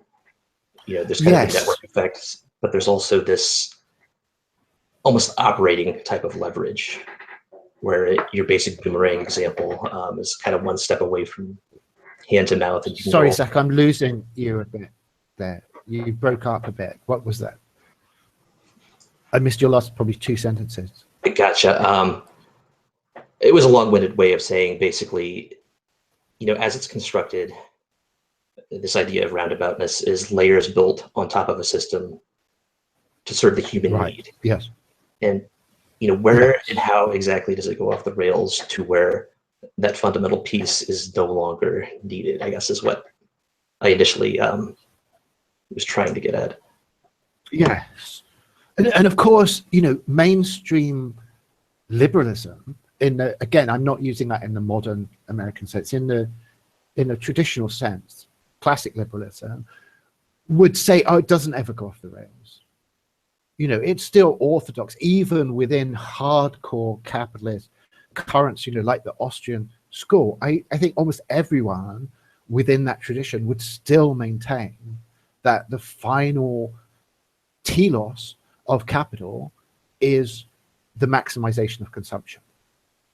So there's an absolutely robust humanistic teleology that I don't want at all to pretend has been disrupted. I think that why I tend to find myself, in a certain sense, intellectually more attuned with the Marxist left than the liberal right is that I think that what the Marxist left sees is that capital breaks from this humanistic framing, and it becomes a completely nominal exercise to account the performance of capital in terms of some endpoint human consumption optimization function. That I think it does, I do think does tend to optimize that function, but purely as a simulation at a certain point, as a side effect of its escalation. And the real diagram of capital is accelerationist, and by acceleration I mean self-reflexive. It's a non-linear, self-generative, self-productive, self-propelling, that reflexive circuit that becomes the social engine of capitalism.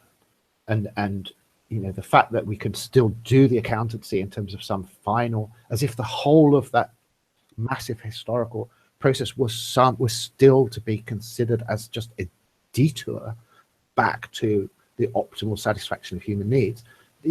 I see a skepticism about that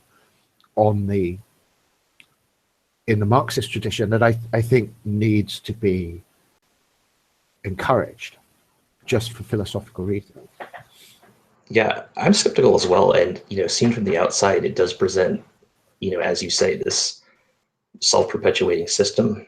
I'm just wondering, if today you pulled out that one little piece, that end level of consumption that so much of the superstructure has been built up on top of, does it cascade back? And, is that particular cog in the machinery, small as it may be, essential in some way, just because it kind of bootstraps back into the larger picture? Well, I think the thing is that this layering model, I'm not saying can't be useful, but it also has its dangers attached to it, doesn't it? Because in the sense that it's not as if hand-to-mouth production continues alongside or underneath roundabout production. Consumption obviously continues, but that consumption is entirely rooted through the technological capitalist medium, and the notion of local economic autarky in the sense of subsistence agricultural production or something like that is not something that is being perpetuated as a layer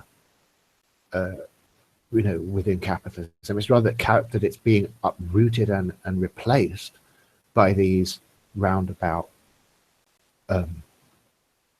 routes to consumer products.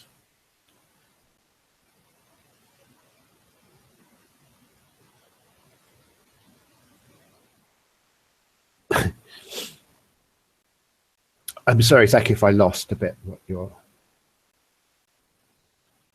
In fact, maybe I lost everything. No, you didn't lose me at all. And I'll stop harping on it if everyone else is sold. I guess I'm just missing the piece. Sorry, which piece? Say again what you mean by the piece, or how you're positioning the piece. I mean, as I see it today, like the entire capitalist superstructure is built on top of producing goods and services to be consumed, kind of by human desires. Right. And I'm wondering, yes, like what kind of connective glue can we put in place there? Like if we directly have to substitute something out, like is it? Is it achieving survival? There's kind of something needs to be there. I think that this is going to be crucial because obviously this is, I think, directly interlocks with a big discussion that's going on now about automation, about the future of labor, about the relation of technology to unemployment. If it is the case, as classical Marxism maintains, that at the end of the day, labor power is essentially anthropological, then there will never be a time where you have to switch that accountancy around, and it will always be the case that the satisfaction of human consumer needs remains a fundamental requirement of the perpetuation of capitalism. If, however, labor power is only transiently identifiable with an anthropological subject, then that suggests that the kind of historical crisis that a lot of people are seeing could be, in fact, real and substantial. Because, why does, let's just, I mean, I'm going to kind of, I'll be a little bit crude about kind of reifying capital. I generally think reification, if done well, is good, but I'm going to be particularly crude about it just for the purpose of this for a minute, and just say, treat capital as just this alien organism with its own purposes. So say, well, why does it produce human consumer goods?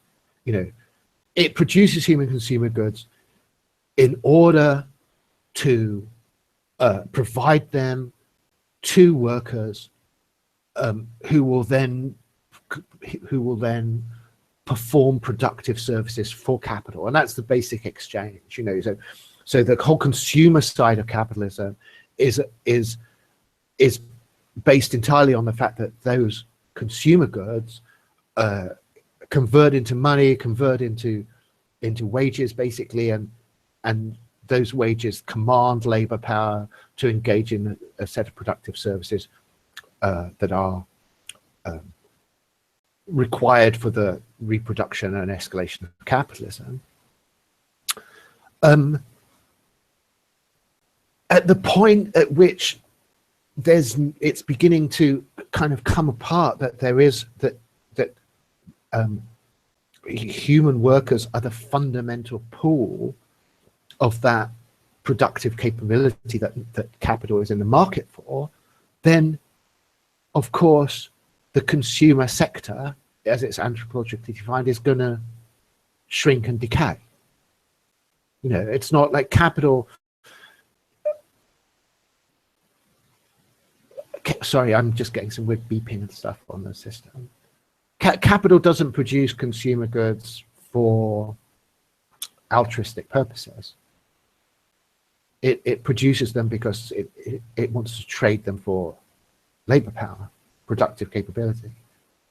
And so So the degree to which either of those are anthropological is the same. If humans aren't fundamentally the resource of productive value that is being purchased in the market, then at that point, equally, production for human consumption becomes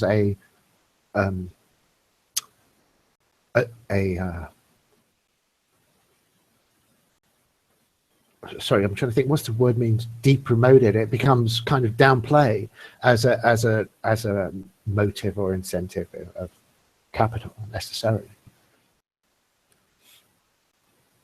Yes, exactly. But well, I don't know. But if they get UBI, what is going on there? You see, that the UBI, of course, that discussion is the same as the one that we're just talking about.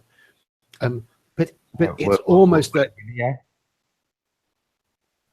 Sorry. Well, sorry. Oh, universal basic income. Get it. Sorry. Yeah. Which is the same argument exactly, and in fact, the UBI argument is very close to the cynical and anti-humanist side of the dilemma that we've just come to. If you think that basically productive capability is just going to come from increasingly automated machine sector, and that machine sector needs to just be directly traded with, and that capitalist output is going to be increasingly the natural tendencies for that output to produce trade goods that just go in an internal robot cycle, so that you basically produce what robots want, so robots will work for you, and the whole of the system can close on that automation circuit. Then of course there's a crisis, there's a human species crisis, and the idea of UBI is a response to that crisis. So doesn't the UBI argument, I mean, doesn't it overstep the issue of power and class struggle, in the sense that what agency implements a UBI and then makes sure that all the prices don't essentially just rise? Yes. Right, etc. That's this skirting of the issue of power and class. Yes. I mean, I'm sure UBI sounds phenomenal, but okay, under what regime? I mean, if you just introduce UBI as, with the capitalist dynamic that we currently have, then that just means prices rise, rent rises, everything rises. Simple. No? I think it's a really interesting and difficult argument, and there's a whole bunch of ways you can go with this. I mean, one, I totally agree that I'm not sure that inflation is the only issue here, but of course UBI presupposes, if we take this right back to the starting point of today's thing, in terms of these teleological structures, UBI is the expression of this extremely classic comprehension of what capital should be. That's to say, the benchmark against which its perversity, injustice, twistedness, warpedness is to be measured, which is what it should be, is it should be a productive service in the interest of humanity. And so, if you have a governmental regime structure that can compel capital to exist within that teleological framework, that it exists for the interests of mankind, then UBI makes perfect sense. That's the way it would do it at a certain stage of capitalistic evolution, which is where the previous contract between capital and the human species defined as labor was constituted. But obviously, just like you're saying, you need that regime. You need capital to be teleologically disciplined, so that it is a means to human ends, and UBI is the expression of that teleological requirement. Yeah, I think in some way, left accelerationism for that reason can be, you were talking about why you have a certain sympathy with left Marxism, which I think that sometimes left accelerationism doesn't have the same sympathies. It's a bit utopian. Demand full automation, demand universal basic income, demand the end of work. They're very utopian slogans. They don't, the whole tradition of left Marxism, I mean, doesn't take advantage of that conceptual apparatus in the least. It's just demand them, demand this, demand that, demand. Right. Yeah. Anyway, I mean, there's an interesting tension here, because I think you're totally right to characterize it the way you do, that there's on the one hand a demand for what makes it accelerationism. On the left is that there's a demand that the trend to automation be continued to its zenith of actual full capitalistic autonomy, where every stage in the production process has been automated. So rather than being a circuit that couples capital and workers together in a productive circuit, instead there's an autonomous capital circuit in which robotic manufacturing substitutes for the human pole in that relationship. And that's the only thing automation can mean. And obviously that's the basis of this pessimistic, let's say, diagnosis, or maybe that is unnecessary, could be optimistic too, that at a certain point there's going to be this unemployment crisis coming from machines. But on the other hand, there is also the demand for the absolute teleological subordination of capital to human interests, so that finally it is this massive, autonomous, self-propelling, productive machine behaves still in a way that is for humans and serving human interests. And I'm not saying that there isn't some possible reconciliation between this. I mean, that would be to sort of forestall an argument that it still could be interesting to have, but at least on the surface it seems like a massive tension going on, profound theoretical contradiction, that on the one hand left accelerationism as left is demanding that the teleological subordination of capital be intensified, and on the other hand, as accelerationist, it's saying that the teleological autonomization and self-realization of capital as a self-propelling process be realized. And it seems to want to hold together those two, on the surface, very, very divergent,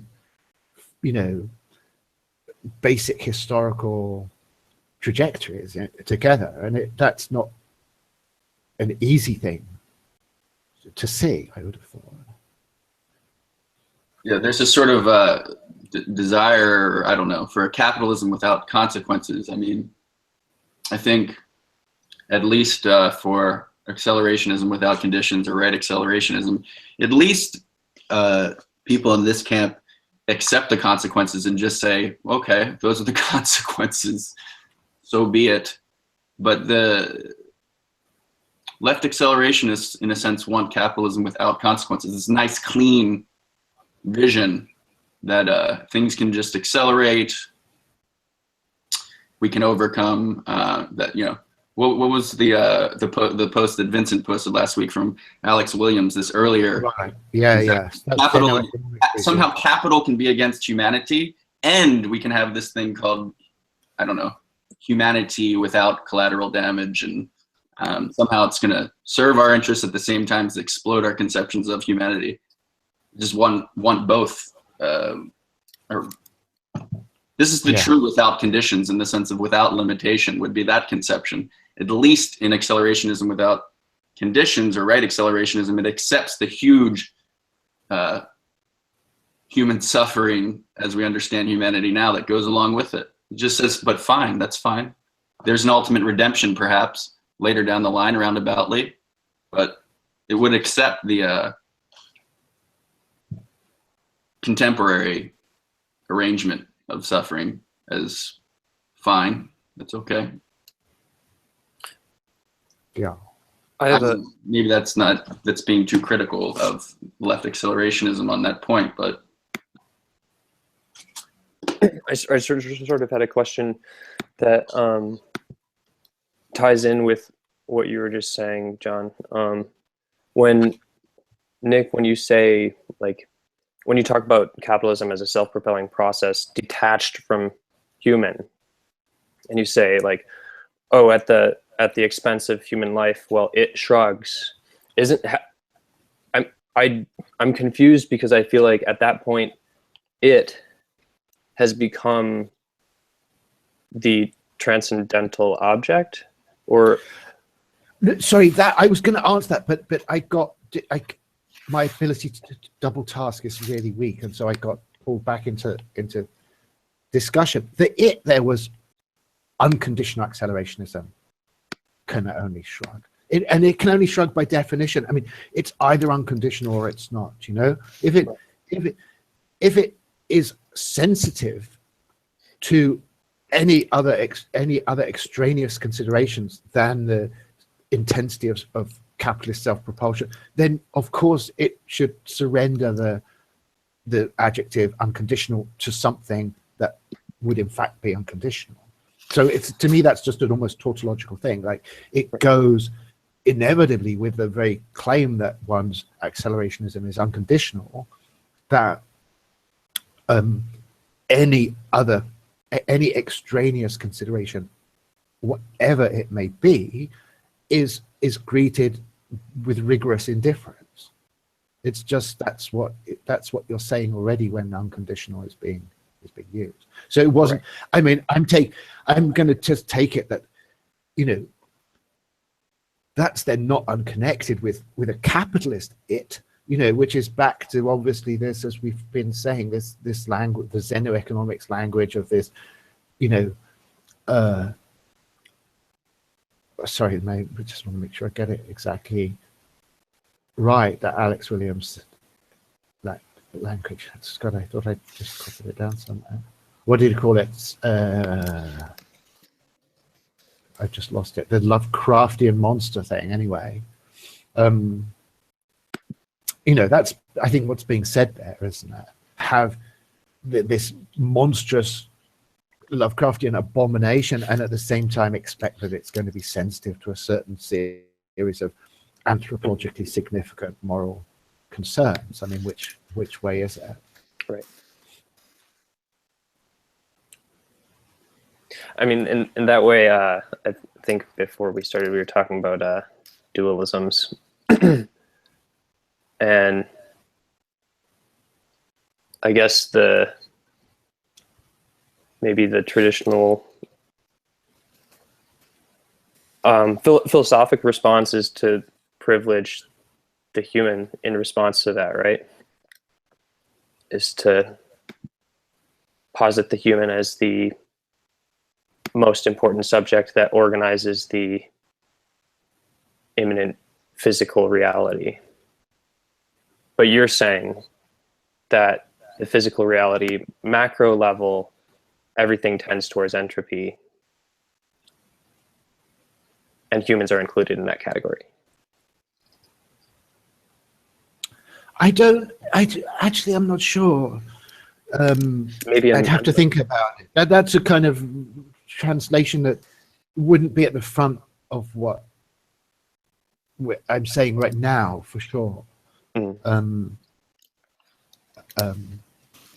I mean, I'd go back more to this question of like a hand-to-mouth production, and the, you know, capitalism in a certain sense is a a sort of mega parasite of human hand-to-mouth production, at least from a certain optic. You know, that it has insinuated itself into history by being able to locate itself within this circuit, and the payoff, the reason that human cooperation with capitalism has been established while it was at its weakest and most unformed, was that it could deliver superior outcome than would be achieved by hand-to-mouth production. But obviously there isn't a stable relation of power between capital and its host species. I mean, for one thing, the greater the sort of autonomy, and the autonomy of capitalism is something that's completely rigorously definable, which is just whether you, to what extent can you do these capital production circuits with minimal human involvement. You know, and everything we talk about as the history of automation is about that on one level, isn't it? I mean, the fundamental dynamic of capitalism that's very, very deeply automatized is to find a zone of human dependency and seek out a machinic substitute for that and replace the human element in the circuit with this automated element. Now, of course, the liberal story, which is not ridiculous. I mean, I think it's like really needs to be treated very seriously. I'm not wanting to dismiss it at all, but it is that, well, of course, capital has not, there is no extant trend so far seen of automation towards an expansion in long-term human unemployment. Like, you know, that what's derided as the sort of Luddite fantasy is that happens. And it's certainly not happened up to this point, that humans are just reinserted into these new expanded capital circuits. They're pushed out of certain things, you know, and reinserted back into others. And the aggregate human employment doesn't fall. And if the liberal story is true, it will never fall. And so because of that, capital will always want to trade with humans, and because of that you can always account for the capital process in terms of production of consumption goods. And you know, so then the Bernbauer buckling would never snap. It wouldn't be that the fundamentalist critique of capital, which I'm sort of entertaining, which is that it involves a complete teleological inversion in which really the means of production become fully sovereign. That would remain a paranoid fantasy, or at least it would remain dismissible as a paranoid fantasy, because you could always tell the liberal story. I mean, yes, I'm not sure if this is a fair criticism, or description, but you could sort of flip it in a way and say that you describe sort of capitalism as parasitical on the human earlier in history. Kind of the UBI left accelerationist vision that I'm reading from it is for the human to be sort of parasitical on capital in a way, in that right. You have such a tremendous productive force that it can sort of basically write off as overhead very generous, fully automated luxury communism, UBI, or yes. The rest of it. Yeah. Essentially, live off machine slaves. That would be another way to describe it, right? You've got another, yeah, totally. sort of set of parameters there. And then I think they go beyond that a little bit in that they're willing to redefine the human. At another number of points, they say that it's not necessarily this exact sort of neat instantiation of human, but it's something more like a post-human sort of projection, rather than something totally identified with this sort of mechanistic capitalism. Right. It seems to me. But so how do you think that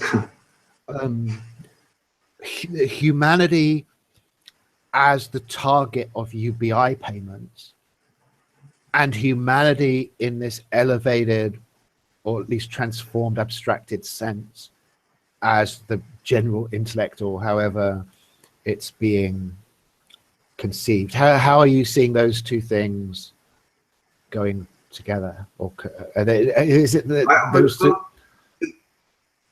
I think there's a number of solutions to that, but I think, one of them is the utopian solution that was sort of alluded to not so long ago in this session. But again, this is where I feel like, though I'm sympathetic, I think it's unfair to try and represent all of that from my point of view. But I think, sure, to Jake's point, there is kind of a almost like a master race sort of vibe to this particular version of it, or you need to characterize, the work of capital as sort of a lesser but incredibly productive sort of force, in identifying those things. I think that's part. Yeah, I mean there is a weird Nietzschean resonances actually when you put it like that, I think, because obviously there's back to the accelerationist phrase and this whole thing about the great leveling and nevertheless accelerate the process. It's precisely because Nietzsche seems to be envisaging this new master-slave relationship where this kind of leveled, flattened, nihilistically disintegrated cultural mass would become the raw materials and putty in the hands of these new masters. So there is those strange echoes like that. I mean, I would throw in one more sort of basic frame for looking at this, which is the zoo one. It really seems to me that actually, like, why is a UBI future not a human zoo run by machines? Like the notion that some kind of productive superintelligence that is keeping these animals that are just being kept because it wants to keep them. I'm assuming it's somehow friendly AI has been realized, at least in their sense, and it's happy to support these things. I mean, are they not by definition then pets or zoo animals? They're being defined as kind of productively useless, but for the productive capability of the planet being kept around because they're because the thing likes to keep them around.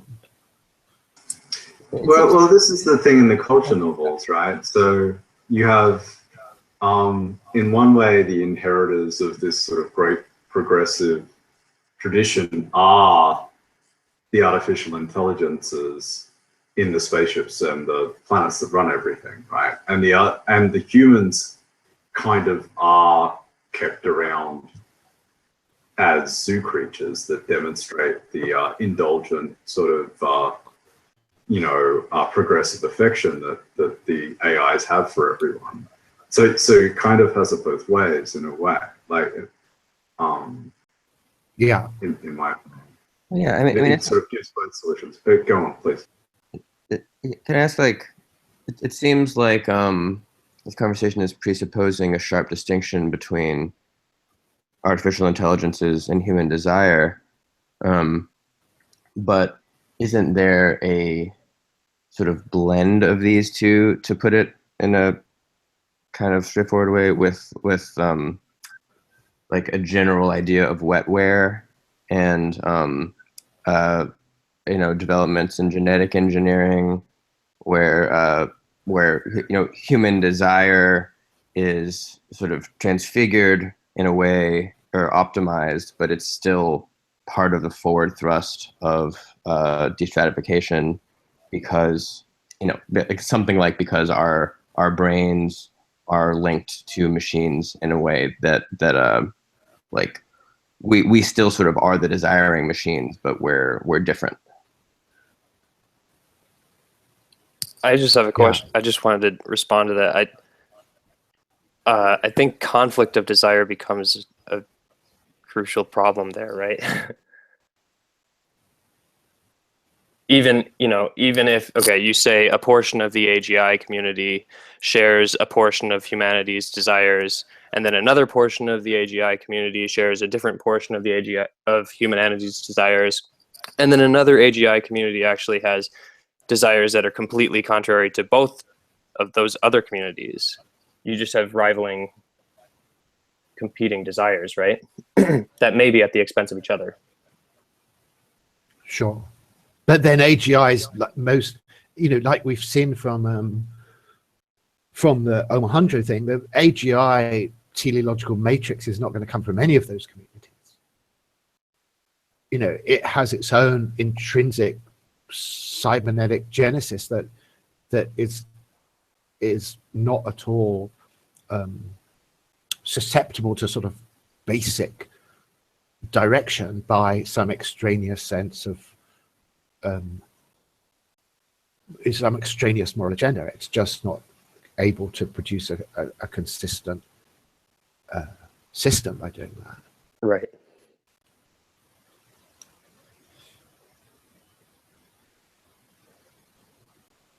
But just to get back to Hunter, I guess that's why I don't understand when you say, well, if the AGI share our, isn't it possible that like AGI share human interests? And I still don't think that resolves the fact that like if a portion of AGI does share interests, it doesn't necessarily mean that universally AGI will share interests with humanity universally. No. Sorry, I know that's aimed at Hunter. Maybe Hunter's got a... Right. I'm just trying to kind of conceive of a way that like the human pool of desire get a piece of the action, basically. Or, I mean, because because the AGIs don't experience their desire. I mean, this is kind of, or do they? Like, this kind of goes back to my earlier question. Like, it sounds like we're saying that subjectively experienced desire and suffering is a sort of small subset of goal-oriented, self-organizing conduct, and they're so similar because norms and optimization are drivers of both. I guess my question, just going back to the question of affect and subjectively experienced affect versus a sort of, I guess, non-experienced abstract self-organizing affect. I don't know. I don't really have a question, I guess. I'm just trying to think about these things.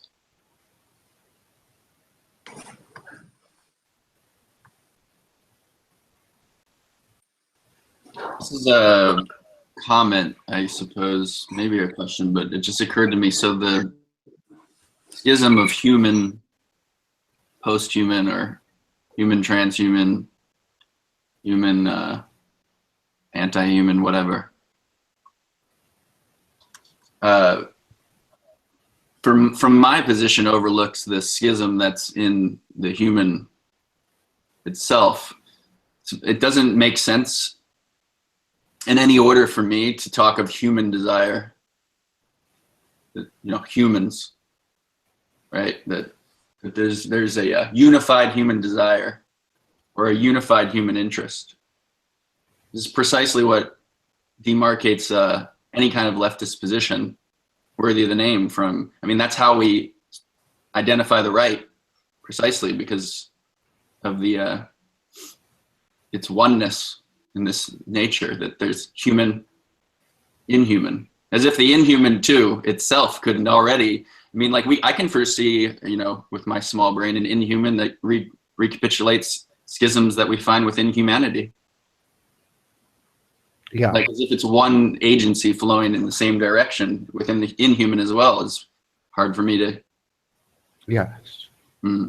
I mean, certainly, look, there's two sides, both interesting to what you're saying there, John. I mean, just on the machine side, it's incredibly easy to lose sense of where this machine intelligence is coming from. It's not coming out of the ether, you know, equipped with some sort of universal sense of either itself or the world or anything else. It's being used by finance companies to trade against each other. It's being used by militaries to get ready to defeat with their intelligence system. It's being used by government agencies to survey and control population. I mean, all the actual substructure of the production of artificial intelligence is absolutely cross-cut by massive amounts of conflict. And the notion that these things are going to, you know, start off with some sort of universal insight of any kind of collector among different machines seems to be completely preposterous. They're all being basically programmed to beat other teams, including other machines from the start. So yeah, I would obviously underscore this from that side. You know, and it's why I think this notion of some sort of single AI god that is invented to the world is completely preposterous. Sort of also overlooks the fact that capitalism has nothing to do with desire. It's precisely on the order of drive. You know, that there's all these desires, but capitalism is a drive that self-perpetuates irrespectively of all of the desires in some sense. The desire and drive aren't of the same order. It's a kind of Marxist shift in Marx's own analysis from the which I don't think we necessarily have to abandon the some parts of early Marx to the late Marx, but I mean the late Marx capital is precisely concerned with this drive circuit of capital versus this competing desires of sort of the bourgeoisie or the proletariat, this antinomy that animates history. I don't think one needs to necessarily be straightforwardly substituted for the other, but we can say that one is overdeterminate, which is the drive, the one on the order of the drive in capital's self-perpetuation. Right. Yeah. Yeah.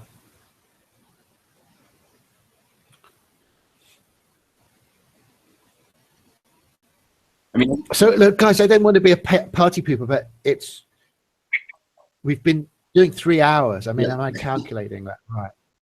So yeah, how are people beginning to flake a bit? I can just hang on a bit longer if that's the spirit. I know some people are in even more disastrous time situations, or far more disastrous ones than me. So humanitarian element in this too. Could I bring up one kind of like final remark, I guess, kind of along the lines of we're trying to end today? Yes. And it's just that, like, humans and machines and all of nature needs rest, needs refrain. So I'm just really interested in how you might approach, I guess, rest or like relapse or even stagnation in a philosophy of acceleration. Like we started out today. I'm not getting you. I'm sorry. Is everyone else okay? Because you just keep freezing out from you, Robin, at the moment. Maybe it's my machine. Am I cutting out? Telling you clearly, it's my side. Oh, damn. Yeah. So I was just kind of bringing up the notion of like a stagnation or a stasis or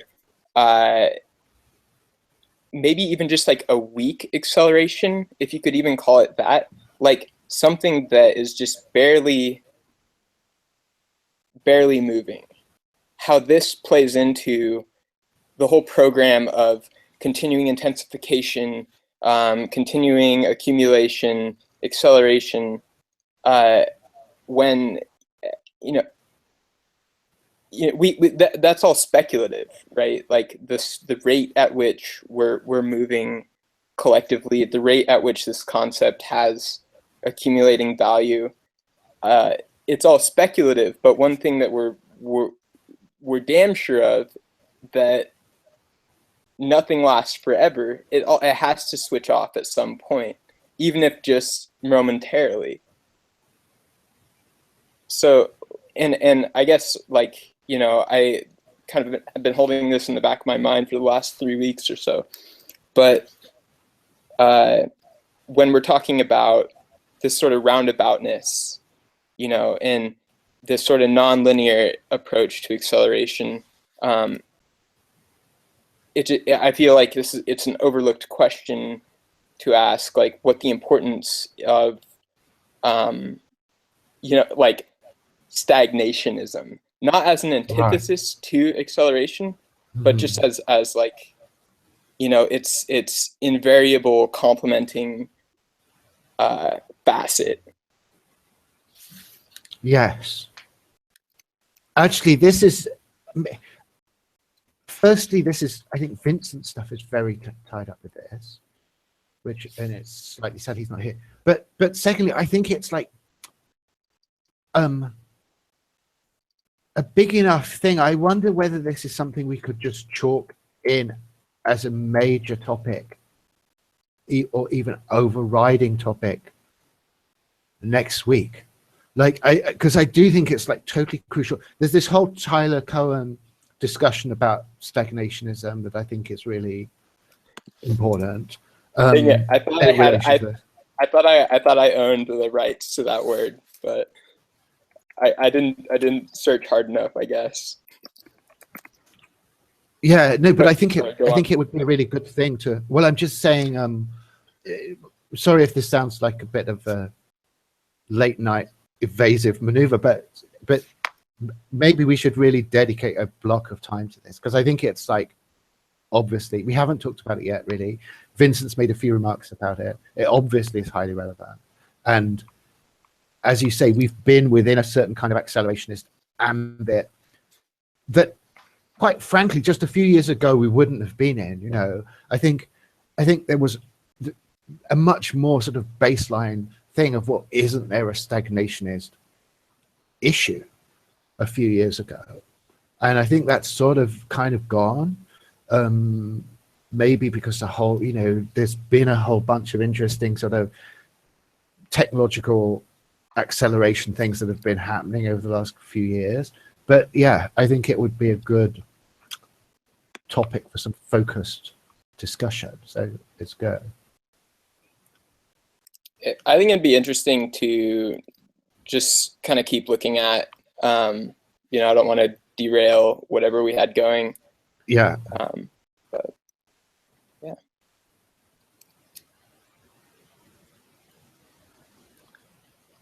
Well, should we call it a week then? Would that be okay with everyone? Because, as I say, I'm beginning to flake out personally. I'll definitely put Robin's thing as an agenda item. And I know, like, as I've been terrible in this course of keeping ahead of the thing, I think I'm going to treat that as fate. So, you know, I as always owe you guys some structure, but I'll make this question part of it for sure. As one of the things we to talk about next week. Yeah. Okay. Cool. Thanks. Yeah. Thanks, everybody. Yeah. Hope to see you all next week, and have a good week. Bye, everyone.